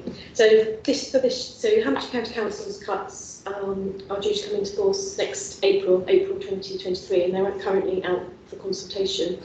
So this year we are asking to spend £50,000 to, I suppose, no better word, top up what Hampshire County Council give to Two Saints to provide the services at Westview, Sussex Street, and the outreach service, and also to give a little bit of additional funds to the Beacon and Trinity through outreach to enable them to provide some services. In the report, that's why I've outlined the underspend that we currently have and how we as a council may want to choose to spend that next year. For Hampshire County Council, they see that their fund is discretionary and the statutory duty doesn't fall with them. So within their social inclusion programme, whilst they use it to support homelessness and support individuals who are risk at it, they've obviously decided to reduce that across Hampshire by 360,000. To us, that is a decrease of just over 17%, and I think it's just over £72,000, £73,000 a year for 3 years, totaling over 200,000. So I think that would have to be a council's decision about how we go forward next year and what we want to do with our money. And you are absolutely correct. Every one of those activities is as important as each other, and it will be very, very hard decisions that we may have to make if our funding is reduced. Alongside that, the need does change, so and how we respond to that. So there could be areas that no longer require our assistance, and there could be new areas. So sorry, it's not a very direct answer, but it's very hard to predict going forward. So this really is just to get us for the next year, and then factor in support that we're going to lose, because that's quite a significant amount of money that we're going to lose from Hampshire County Council. Thank you. Just a supplement for that is a small point, and thank you for the answer. And you're doing everything that we can do within the restrictions that we've got, absolutely. It's just where we are spending money this year, if we're making any commitments which we can't honour subsequently. I don't suppose that's any risk there, is there? If it's anything that we're committing to that we then say, gosh, we can't do this any longer, there's no risk there, I can imagine. It's important to say that the Hampshire County Council cuts are something that we have planned for. In fairness to the county, they don't have a statutory duty for homelessness, and we do. And we have seen this coming for some time, so we have planned for that, and we have supported Hampshire to continue to provide those services. We do have, and although Karen's quite right to say that The government grant is awarded to us on an annual basis. I think it's pretty unlikely that that's going to stop within the next couple of years. It may well reduce. The government have been extremely generous this year through the pandemic and thrown lots of funding at us. It's sometimes been difficult to spend. So we have built up a significant reserve, and I think we could continue to provide the funds that continue with our spending plan roughly as it is for this next year. However, we review it on a yearly basis, and I think the items that would go are the kind of maybe nice to have that we've got in the paper at the moment, and it would very much be around supporting our statutory duties, such as emergency beds, continuing to try and fund Trinity and Night Shelter, but there may be some others with regards to mental health step pathways, which isn't a statutory duty for us, that we might then have to make some of those harsh choices. But hopefully, if everything goes well, we continue to flex the grant and use it where it's really needed on an annual basis. Thank you. Councillor Horrell. Thank you, Chair, and thank you again to the officers for provoking such good thoughts this evening with us. And I'm sort of reassured, actually. You've got some excellent projects and proposed new activities, which I'll come to in a moment. But because we've got that underspend and that reserve, I think it allows us to go forward for this year, knowing that we've got the equivalent and more if we need it in the following year. So I think that's probably positive. I'm delighted to see enhanced outreach services, personalised budgets, homeless out of hours provision on the list. I think they're all great, and we're blessed in Winchester to have our partner groups like the Beacon and Trinity to work with us. My question is, and I don't necessarily want to spend more money than is necessary, but on the homeless out of hours provision, there was feedback, I think, that 2 weeks over Christmas was quite a long time, and there was a lot to catch up on. So the question is, do we have enough just to flex our resources in the holiday and peak times, particularly when it's in the winter? Question whether we've put enough into that. And also, the Beacon is a hugely important part of the network in Winchester. We've got money in here for their voids, but obviously grants to the Trinity and Beacon organisation fulfil a role that if they weren't there, we would have to fulfil with the statutory duty. So my question is, how are we assessing both of those organisations to be fair to both who have beds, both who have move-on accommodation, both who provide services during the day to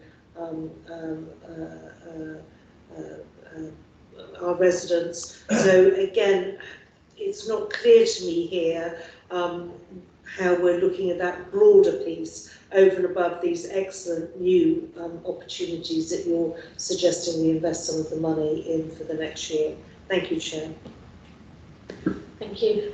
Firstly, with regards to the out of hours, the money allocated, the £10,000, covers our standby rates for a weekly charge, as well as providing all cover over bank holidays, including Christmas. So this year we did have staff rotated on a paid rota to cover Christmas out of hours, and we had 3 call-outs, and those were the days that we'd shut but other organisations might open. We also put some provisions in place where we actually booked a couple of rooms in the Travel Lodge, and we paid for a couple of the beds in our supported housing in case people had nowhere to reside over Christmas, and it enabled our officers then to give them some accommodation. So. And regarding the Beacon and Trinity, this very much is for 1 year, and really a holding for us, and so maybe looking at developing some longer term services in line with Hampshire County Council's time frame. And at the moment, the Beacon is still heavily funded by Hampshire County Council, and also receives some of our core grant monies, and the Trinity also receive core grant money. So that is something open for discussion, and that's why really we brought the paper for discussion, is that if people feel the money could be sort of used to support other things, and we're very open to consider other ideas and suggestions. Thank you. Chair, could I just maybe just put a thought to Mrs. Knight and the team? I think the support we get from the other charities and organisations around the city in terms of homeless prevention is enormous. We're very blessed with that whole charitable and voluntary sector. And I just wonder whether, and they're changing and emerging because of COVID and they're changing their services, the type of accommodation and how they work. And maybe it is time for us all collectively to hold hands and work out, if budgets are getting a bit tighter, how we do it as effectively as possible between us all, because if they weren't there, we'd have to be spending a lot more. And therefore we have that statutory duty. So I'm just wondering whether there is a conversation we should be having now in the better times, before perhaps some of those things come forward, knowing that there will be perhaps some restriction on funds in due course. Thank you, Chair, for that opportunity to ask that question. Yeah, if I can respond to that. I meet regularly with both the Trinity and the Beacon. We're all talking to each other really well, and COVID has, I think, helped everybody come together, you know, and work together much better than they have in the past. I think it's quite noticeable how complementary they are about each other these days, which I think is a really good thing to see. They are offering slightly different services, both excellent in their own way, but they are essential to really managing to move people out of homelessness. I mean, actually, we can fulfil our statutory duty without this money. What we can't do is actually give people the support they need to sustain those tenancies, to give them the help to give up alcohol or drugs or assist with their mental health. And those are the kind of things that we really need to think about going forward, and those are the things which our partners do in a way which we would really struggle to do, which I think really benefits all of us. As you say, without them we wouldn't be able to offer the kind of service we do. So it's really important to us that we keep them on a sustainable level going forwards. And we're constantly talking to them about that.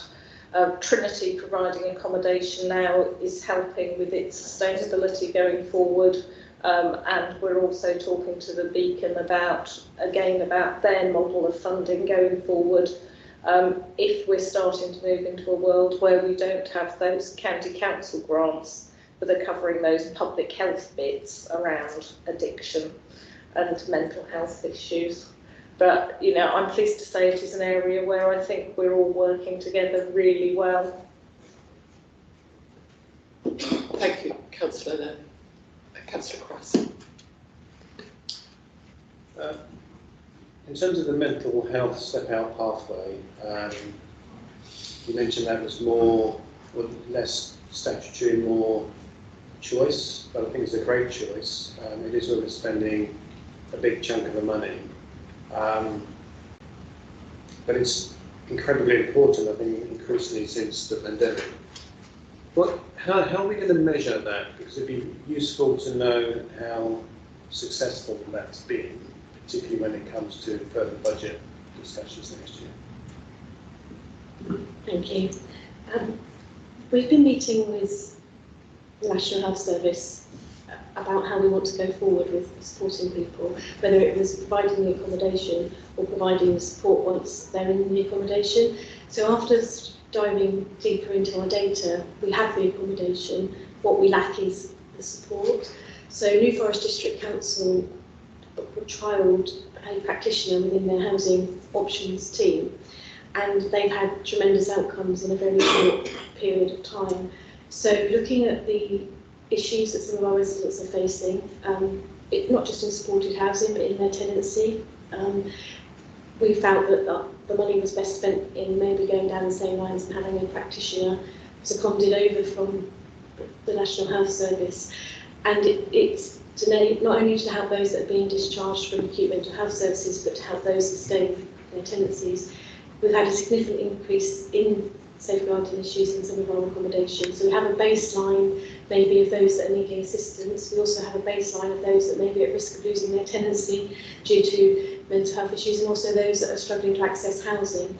So if I'm honest, we're still developing how it would look, because so we're guaranteed the funding, and we will be looking to the New Forest to give us some guidance on what one's worked well and what isn't working well. I appreciate we're slightly different demographics, but some of the issues are still very similar. But we are lots of different reasons, but so many of our individuals have so many complex and more than one issue and need now that we found that this was identified as a really severe gap within our services.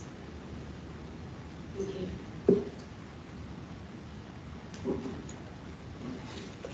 Still light, Mr. Chair. I realise that I didn't ask for your thoughts on the lettings policy.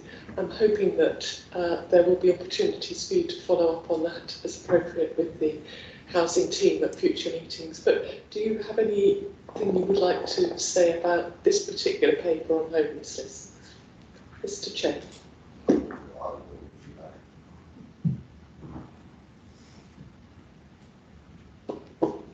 Yes, I'd just like to say that the policies on the policies on the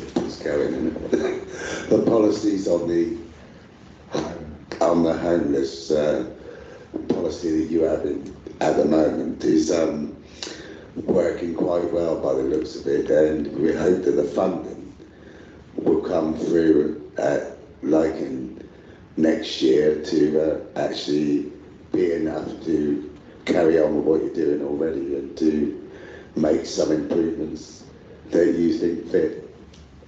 So I'd just like to say that, and that's it. Thanks. Thank you very much, and thank you for being with us this evening. I hope you find it useful coming along to these meetings, and we'll continue to do so, because I think I appreciate you having me here. I realise it gets late and things go on. Anyway, can I open this to debate, please? Councillor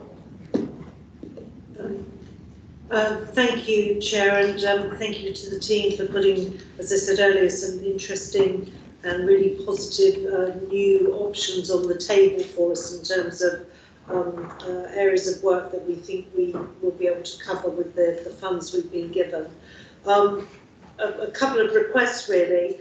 It would be good to have this conversation before budget setting next year, because the homelessness prevention grant didn't appear anywhere in our financial discussions, and given it is a statutory duty, I think it should be somewhere along the way. I know you're going to bring this back to Cabinet in June, but and I'm assuming that we'll just keep funding things between the end of this financial year and the approval of the budget. The other thing I think, and it's a comment I think you, Chair, and I have both made earlier, is just more involvement from the councillors. I saw that you had a workshop, but the broader group of councillors weren't asked. There will be many who have a view and could really actively contribute, who've been in the district a while and know and understand some of these really important issues.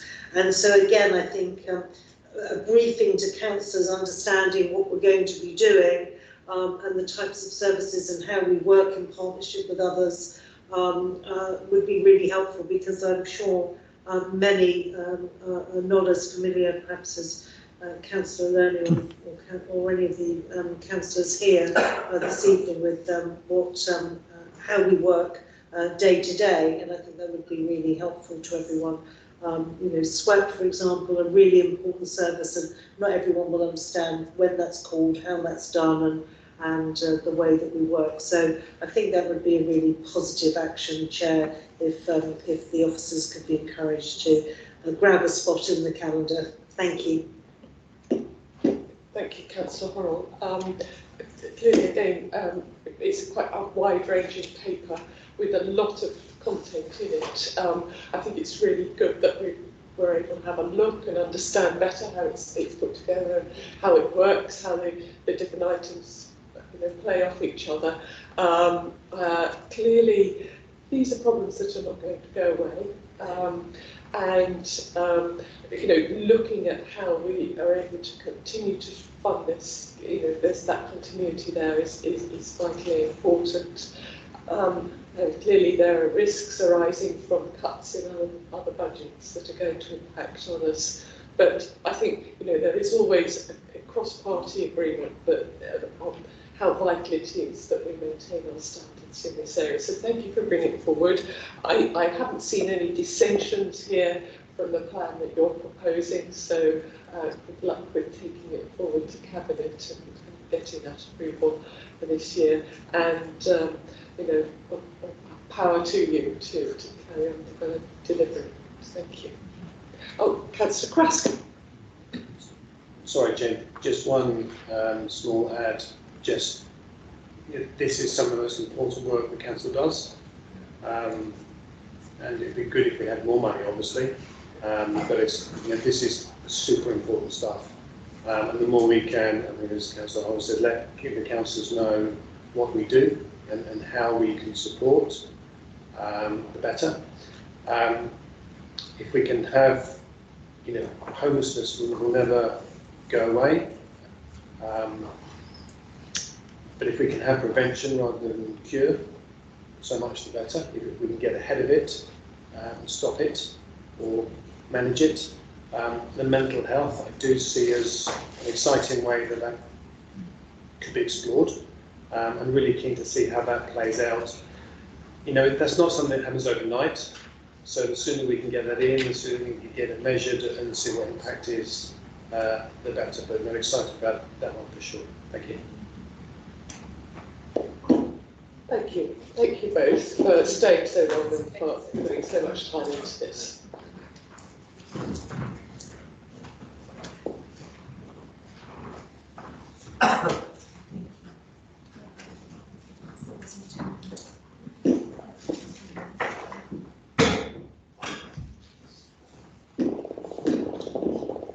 Andrew, welcome, and thank you for your patience. I don't want to rush through these. I think these are important papers, but obviously time is moving forward. You're going to give us, first of all, a bit of an update on the Shop Apple project. Thank you. Thank you very much, Chair. Yes, so this purpose of this paper is to provide a progress report on the delivery of an e-commerce platform, the virtual high street for independent businesses and customers across the district. Before I do so, I'd like to just hand over to Councillor Todd to say a few introductory words. Thank you very much indeed. The pandemic, to put it mildly, has been a time of spectacular change for many businesses. They've had to make change in a very challenging time. Some have survived because they moved to be more digital. Some have survived because they found new ways to connect with customers locally. We've seen an explosion of local delivery services and other things. Many have had to do both, and this local/digital combination is proving to be increasingly important, which is why we wanted it to be part of our Welcome Back and Recovery programme as we moved away from lockdown, and we wanted to find ways to help local businesses recover at the same time as helping our local high streets thrive. So that's what we're here to talk about today. I'd like to thank officers, particularly Mr Costello, for securing the funding and for making this project happen, guiding us through the joys of the procurement process and ensuring that it's being delivered, and look forward to hearing the committee's views. Thank you, Councillor Todd. Back over to me. Yes, please. Over to you, Anne. Thank you, Chair. So the requirement for the platform aligned with Winchester District High Street's priority plan, and in particular it related to the building of high street brands and building confidence, creating a better connection with residents and local centres, and fostering business resilience so that our high street businesses survive, capitalise on change, grow and prosper. As Councillor Todd mentioned, the funding came from the Welcome Back Fund received under the government and ERDF programmes and was agreed to support the first 6 months of operation, meeting the costs of the e-commerce platform supplier, businesses engaging on the platform and consumers using the service. The concept was market tested initially with stakeholders from across the district, which resulted in extremely positive feedback, highlighting the need to support independent businesses who either did not have any online presence or, for those that did, offer an additional online route to market. This paper outlines the requirements of the e-commerce platform along with the associated delivery and outputs. A competitive quotation process was undertaken and ShopHappy was selected as a supplier. ShopHappy chose to match the first 6-month funding period offered by the council with a further 6 months, meaning that the platform was free for businesses to use for up to 1 year. Following a period of business engagement, the platform was soft launched in July. Further business and consumer promotion was undertaken as outlined in the paper, along with onboarding support for businesses using the platform, and the platform was fully launched in September last year. Marketing and promotional activities were undertaken as outlined in the paper, including high street banners and posters, print media, including the Winchester magazine and About Winchester, and social media and online content, which has reached over 6,000 potential customers. There are over 170 independent businesses registered on the platform, with 56% of those businesses located in the city and 44% in the market towns across the district, as outlined in the paper. In the last quarter, the platform attracted over 1,800 consumers who went on to view over 20,000 pages across the platform. ShopHappy report to us that this is above the average across their other platforms, which are active in over 100 towns and cities across the country. ShopHappy's economic modelling indicates that the platform generated an additional 17,000 into the local economy in the last quarter, and the paper also quotes owner Alfred Brewery, who operates on the platform and who has found the initiative to be brilliant, as quoted by himself. The funding period comes to an end in the summer. The expectation is that ShopHappy will continue to operate the platform in the long term on their standard business model of a monthly membership fee for businesses who wish to participate. So to conclude, the committee are asked to note the progress on this programme of work, and of course very happy to take any questions. Thank you, Chair. Thank you very much. It does make interesting reading. I wondered what lessons we've learnt, what has worked and what perhaps hasn't worked for the businesses taking. I think one of the particular challenges across this period has been, because it's been extenuating circumstances as a result of COVID, that business engagement has been relatively difficult. There has been a need for quite significant business engagement to get them on board. And also, consumers actually sort of using the platform as well has been to some degree challenging, despite the significant marketing and promotion that has been undertaken. And those learnings very much ShopHappy have taken on board, and we wish to look at those particular points as they continue with the platform beyond our involvement. Might ask, do you think the right decision was taken to work with this platform? Do you think we got as good results as we could have hoped for? I think definitely the need for the provision of an online platform, certainly for those businesses that didn't have an online presence during COVID, during the particular crisis of the pandemic, was very much in need. Even before the pandemic, we knew that high street businesses needed to improve their digital connectivity and their access to online platforms, and that was exacerbated by COVID. So I'd very much support the fact that this was very much needed by the independent businesses, and that was seen in the stakeholder engagement that we did as concept at the initial stages. Do I have any other questions? Councillor Krask. Thank you, Chair. So we had £9,000 of the transactions undertaken from 1st October to 31st of December. So that's the peak period, you would imagine, after ShopHappy app had been penetrated, and that was key purchasing time, you would have thought. How does that compare to any metrics you might have had for success at the start? And how does that compare to maybe some of the other deployments in other cities? Thanks. Thank you, Councillor Cuss. In terms of the metrics and KPIs, this was very much about offering the opportunity to businesses that didn't have an online presence and access those routes to market. It wasn't specifically about any KPIs around generating income initially. They weren't featuring in the KPIs. It was about more the provision of the service. And of course, we must remember that we need to look at not only the business going through the platform, but the very fact that the platform then offers opportunities for consumers to go directly into those businesses and also use those businesses' other online presence that they might be. One of the key reasons that we chose Shop Happy was, and I quote their words, that this is not about clicks or bricks, it's about clicks to the bricks. So it's very much about an online platform that promotes direct footfall to the high street as well. And in terms of how this compares with other Shop Happy platforms, I can't tell you about other other providers because I don't have that information, but in terms of other Shop Happy platforms, they regard this to be a relatively well-performing site in the first 3 months, and the conversations that we're having with them at the moment is that they are very much planning to look to continue with the platform beyond our involvement. And one of the key indicators were the critical mass of businesses being accessible on the site, and they have achieved that figure. Councillor Horrell? Thank you, and thank you to Mr.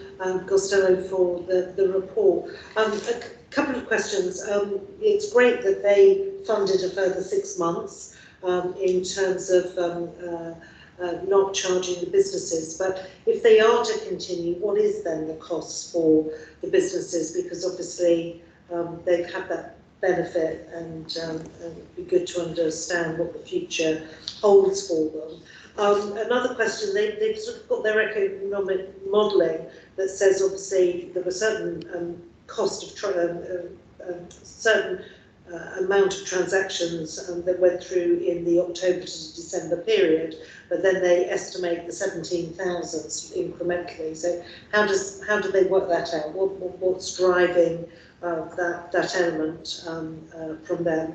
And then I appreciate you didn't have any KPIs set for this, but is this something that, because the general tone of this is that people think it's a good thing and it was a helpful thing if they didn't have a platform, and I can see why. If you're an independent business, that's something you could hop on so readily and easily would be positive. But do you think as a council that that's been good value for money? Question. Thank you. Thank you, Councillor Horrell. In terms of the cost of the businesses, the usual standard business model for Shop Happy is a single monthly fee for the businesses of £19.99. So that's irrelevant of the amount of transactions or value of business that goes through the platform, and they would look to move to that stage after the first year. In terms of economic modelling, they have not divulged exactly precisely how that economic modelling is come about, but it is the modelling programme that they use across all of their platforms, and then they use a series of multipliers to make assumptions on the volume of business that then goes through directly to the individual independent businesses. So we have taken that information as provided by the supplier at this stage. Certainly their ambitions is to continue to grow the activity in terms of the number of businesses participating, the number of products that are available on the site, and also the number of consumers who are using it going forward, and they are carrying out a range of marketing promotional activities to do that. And if they achieve their ambitions, I think for the 6-month funded activity that we provided as the City Council at a time where independent businesses particularly and the high street particularly needed very much support. Yes, I think it was well placed and funding from the council's perspective. Thank you. Thank you. I don't see any more hands for questions. Councillor Kraska. As a concept, it's great and it should work really, really well. Why haven't I been using it? And why didn't I think to use it? And I've just gone onto it. And it's great. There's lots of local products, local businesses. Just wondering why I didn't use it. And so would I go to like Amazon? Would I go, instead of going to Amazon, I would go to Shop Happy? Is that how it works? And how can we get more people using it?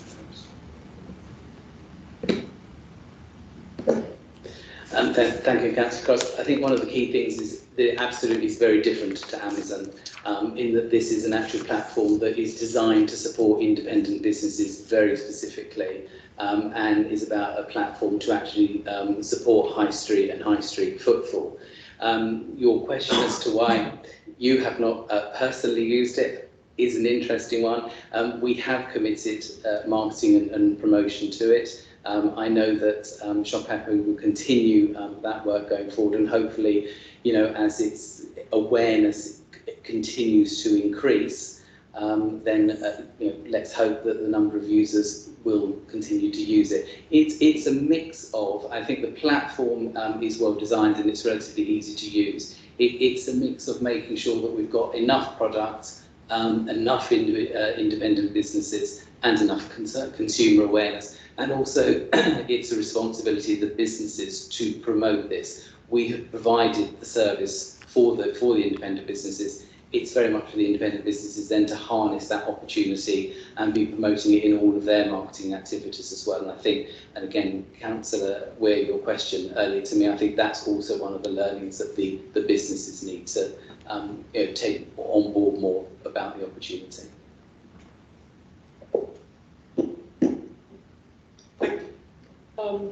Is there any debate? If not, I'll sum up and thank you, I think, Andrew, for bringing this to us this evening. I think there's perhaps been the most interesting development on it is getting that feedback on how it's working. I think it's clearly prompted some thinking here about what its role is, the part it's got to play, and how we help it to get some more momentum. I think it dovetails in very well to our next paper, as did some of the earlier papers. I think, in a sense, concluding our meeting with the next paper is really appropriate because it makes a big statement about how we're pulling some of these things together. But I'm not seeing any other hands, so I'll say thank you for that, and it's useful to have been able to log the progress we're making there. And can I invite you then to take us into item 10, which is the report back from the Digital Task Force, which I know has got my name on it, and I will say something about it in a minute, but would you like to introduce it? I don't know if Councillor Todd wants to say anything as well, otherwise... I'm happy to say something. So I'll let you two decide if you'd like to go first, and then I might say something afterwards. Would you like to say some opening words, Councillor Todd? Yeah, I'm very happy to. Well, first of all, I mean, this is your committee paper, so and so I'd like to thank you for your work on that. The Green Economic Development Strategy has, as one of its priorities, within the Innovative Business and Economy priority, a really strong focus on connectivity, and we're currently in the phase of the process where we're defining the specific actions where we can make the biggest difference in delivering against the priorities of the Green Economic Development Strategy, we and the other partners. And I think this report will really help us with this and enable us to do a more specific, precise job of defining the actions that will make the biggest difference. So from our side, the way I would see it is I think this is very useful work. We will use it to inform the action planning of the Green Economic Development Strategy. And any further comment or insight from committee members on the issues, I think, would be much appreciated. Thank you. Andrew?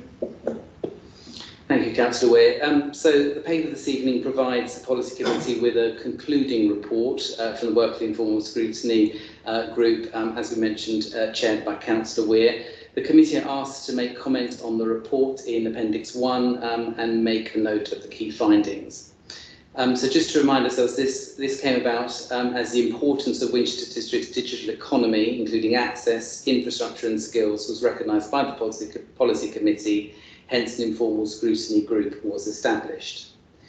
The objective of the work was to assemble a report and a body of evidence that could be used by the Council and stakeholders to inform decision-making, support policy development and act as a data source to attract potential investment. This included a survey and a virtual debate. The aim of the study was to explore what a digital Winchester means for the various different communities, the benefits of 5G to the city and the district, and the experience of digital connectivity, particularly during the pandemic. The key findings were that there was a strong need for reliable high-speed broadband, but there was also a relatively low rate of satisfaction with its current provision. The shift to much higher numbers of people working from home during the COVID-19 pandemic has highlighted the need for greater digital connectivity, more reliable broadband and more widespread 5G coverage.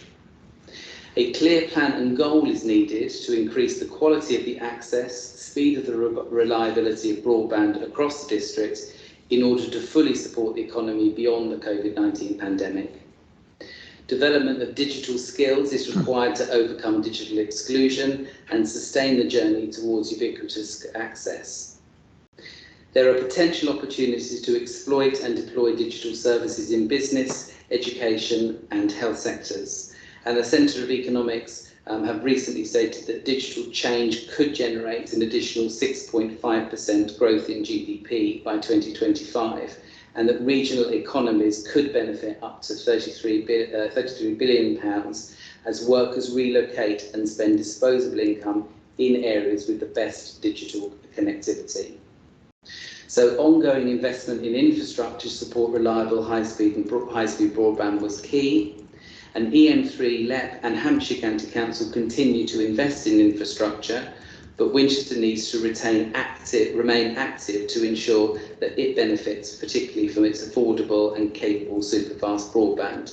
It is worth noting that the district does fall 3% below the county average at 97%. These 6% of areas are commonly rurally located where there is access locally, but the costs associated with extending the coverage is often deemed commercially unviable, despite Open Reach, for example, committing £6 million across Hampshire to connect some of the toughest locations.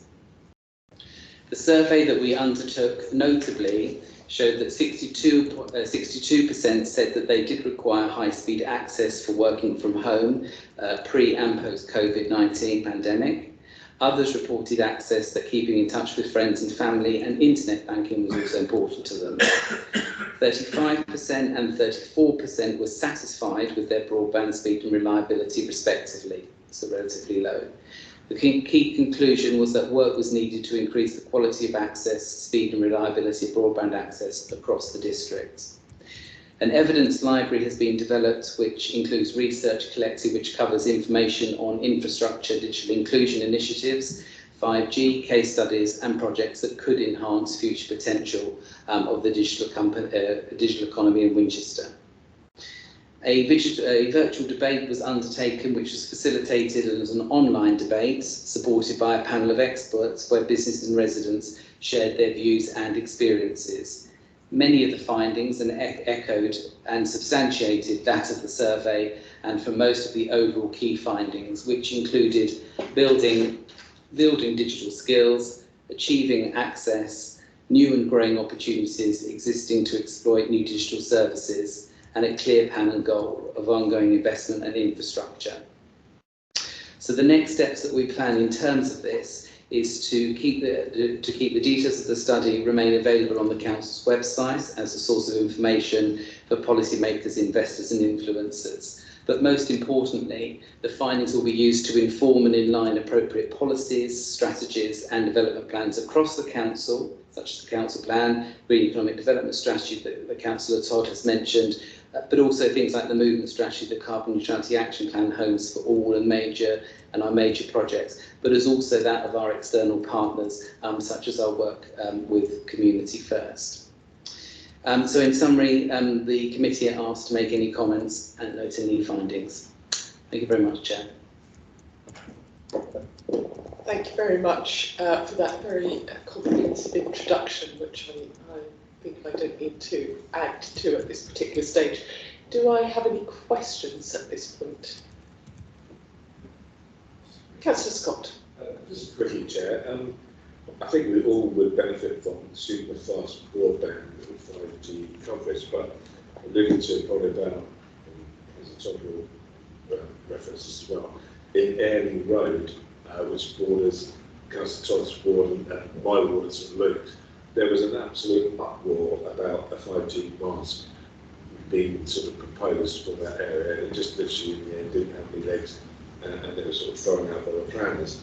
If we were to move into this super fast broadband 5G coverage, how are we going to overcome those fears and get the masts in the pertinent places and you know, try and direct and address all the fears that the residents have got, so we can get the high speed in to Winchester?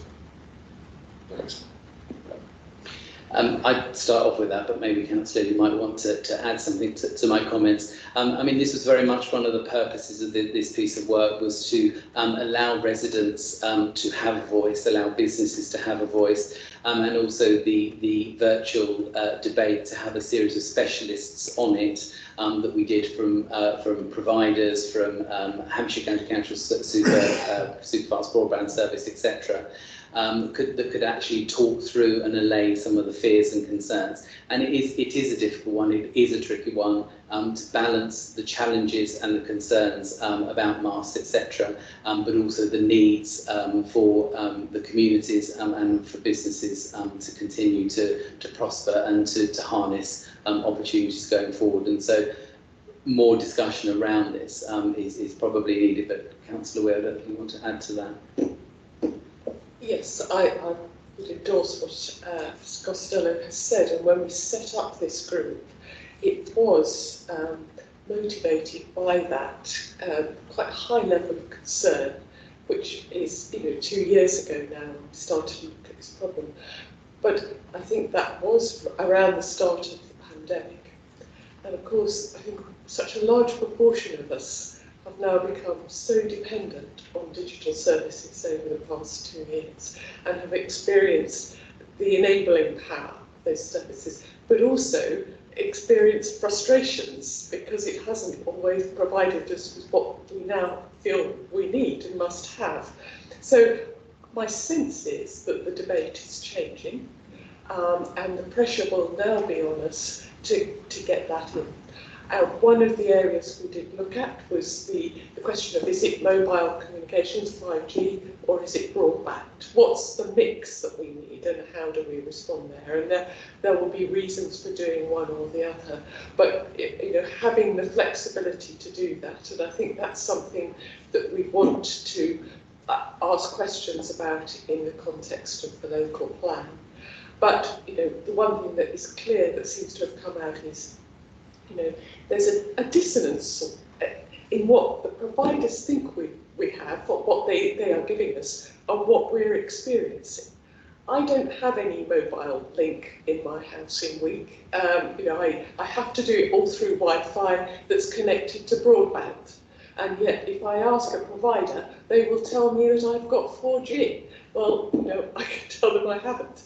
And when the power went down last week, we were completely cut off. There was nothing at all. And so, and we have become absolutely hooked on this now, that I think we have to ensure that we have a resilient system that works under and has backup, and that we can continue to function under many different circumstances. I hope that answers your question. I think, Chair, if I may, yeah, it does, because I think the clear pressure that we had as ward members was, reject it and sort of speak against it and all that sort of stuff. And there was quite so I'm glad, at least 2+ years ago, when we were sort of accosted by lots of residents on both of our borders to try and throw it out, to be honest, with no sort of thinking through process and whatever.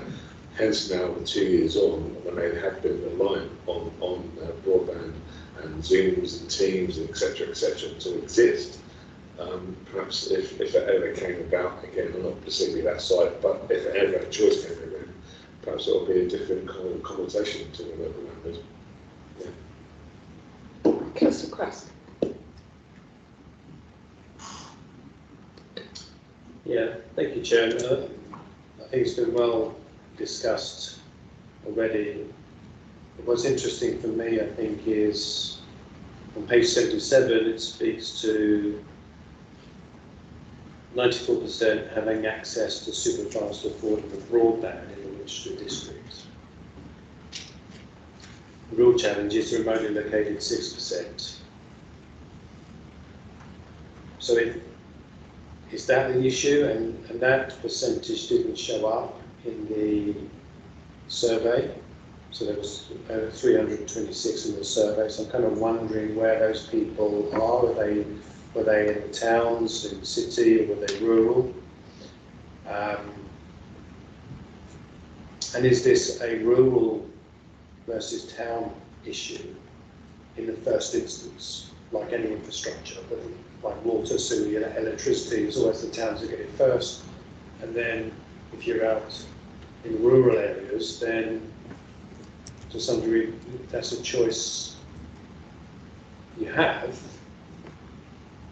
but you get the benefit of the rural, but you don't get the infrastructure, the trade-off to some degree. So that in the short term, it feels like it's that early infrastructure induction. Is it really 94%? Is it really 6% you think that we're dealing with in the short term? Because putting 5G masks everywhere, because you need a lot of them, because it's the short distance. So we're going to need a lot of them, and we've got to sell that with residents.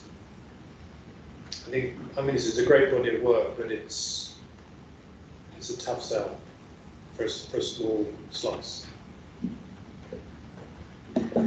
I think Councillor Crass, it's a combination of issues, and it's exactly what Councillor Weir was saying, that the figures that we get from EM3 and from HCC tell us that we are 3% below the county average, and is 6% of the district that doesn't have what they deem as capable superfast and affordable connectivity, which is 100 megabits per second.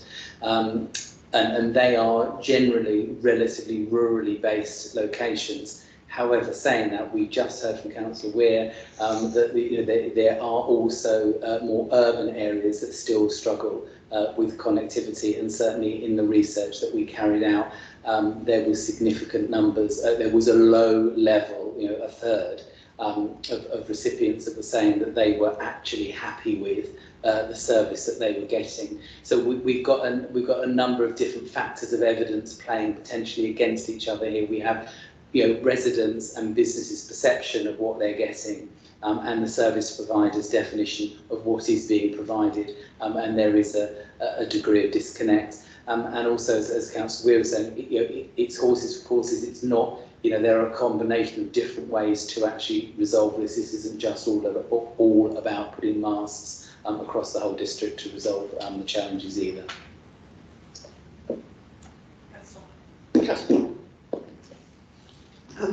Thank you, Chair, and Can I just say it was a really fascinating read. There's so much material here. It's a really good document to have that for us to refer to. I have two questions because in the report, and you've just mentioned it, Mr. Costello, that the LEP and Hampshire obviously are sort of still driving infrastructure, but it seems we haven't necessarily had our share of the cake, as it were.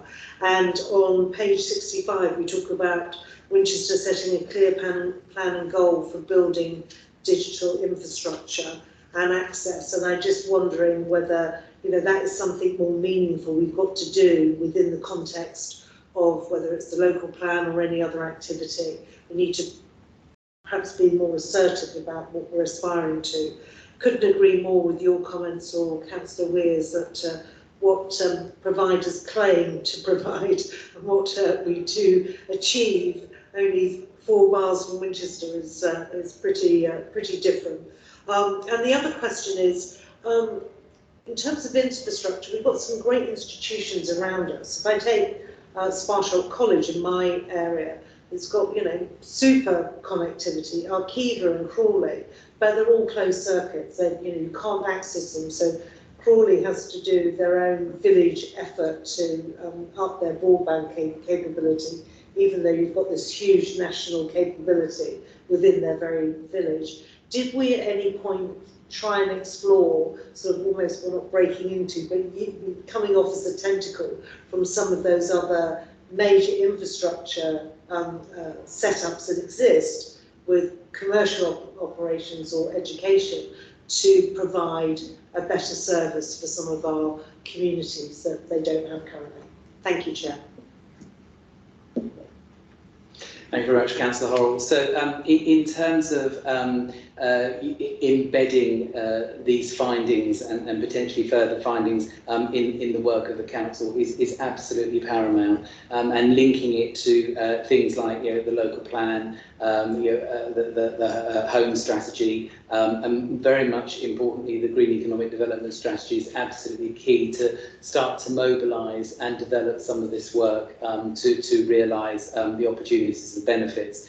And one of the key strands within the Green Economic Development Strategy is about working with EM3 on the digital spine. And that was about bringing the benefits of that digital spine beyond Basingstoke and for the district to benefit from in the long term. And I think that's where the opportunities are for private sector and other public institutions that have very strong connectivity already internally, connecting with some of that work to bring some of those benefits more broadly across the district. And I think they will be some of the opportunities that we will be looking to make use of through the development of the economic development strategy. Thank you. I'm not seeing any more hands at the moment, so just quickly, if there was any debate? Otherwise, I think I would just like to thank Andrew and the team, to Emily and Alison as well. We've put a lot of work into putting this together. It has been really interesting to work on it, even despite the challenges we've all faced the past couple of years.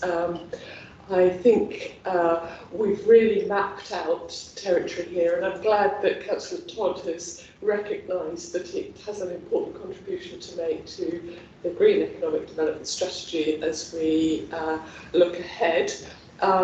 And I think, you know, that there's lots of work to do. I'm particularly keen to see perhaps some more work around the inclusion side, to look at the digital gap and where that is, and to link up with some of the things we heard in the first half of the meeting today that we're doing in the housing area and the homelessness area, to make sure that we are bringing everybody with us in terms of their access and their ability to exploit and use digital hardware and software. So can I encourage that area of work in the future?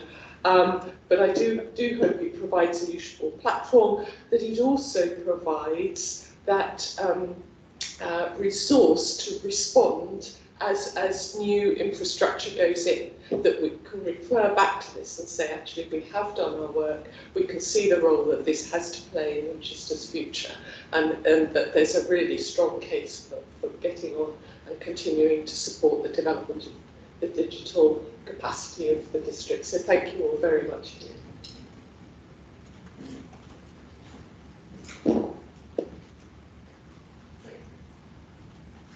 So I think that brings us to the end of the meeting. Thank you and good evening. Thank you.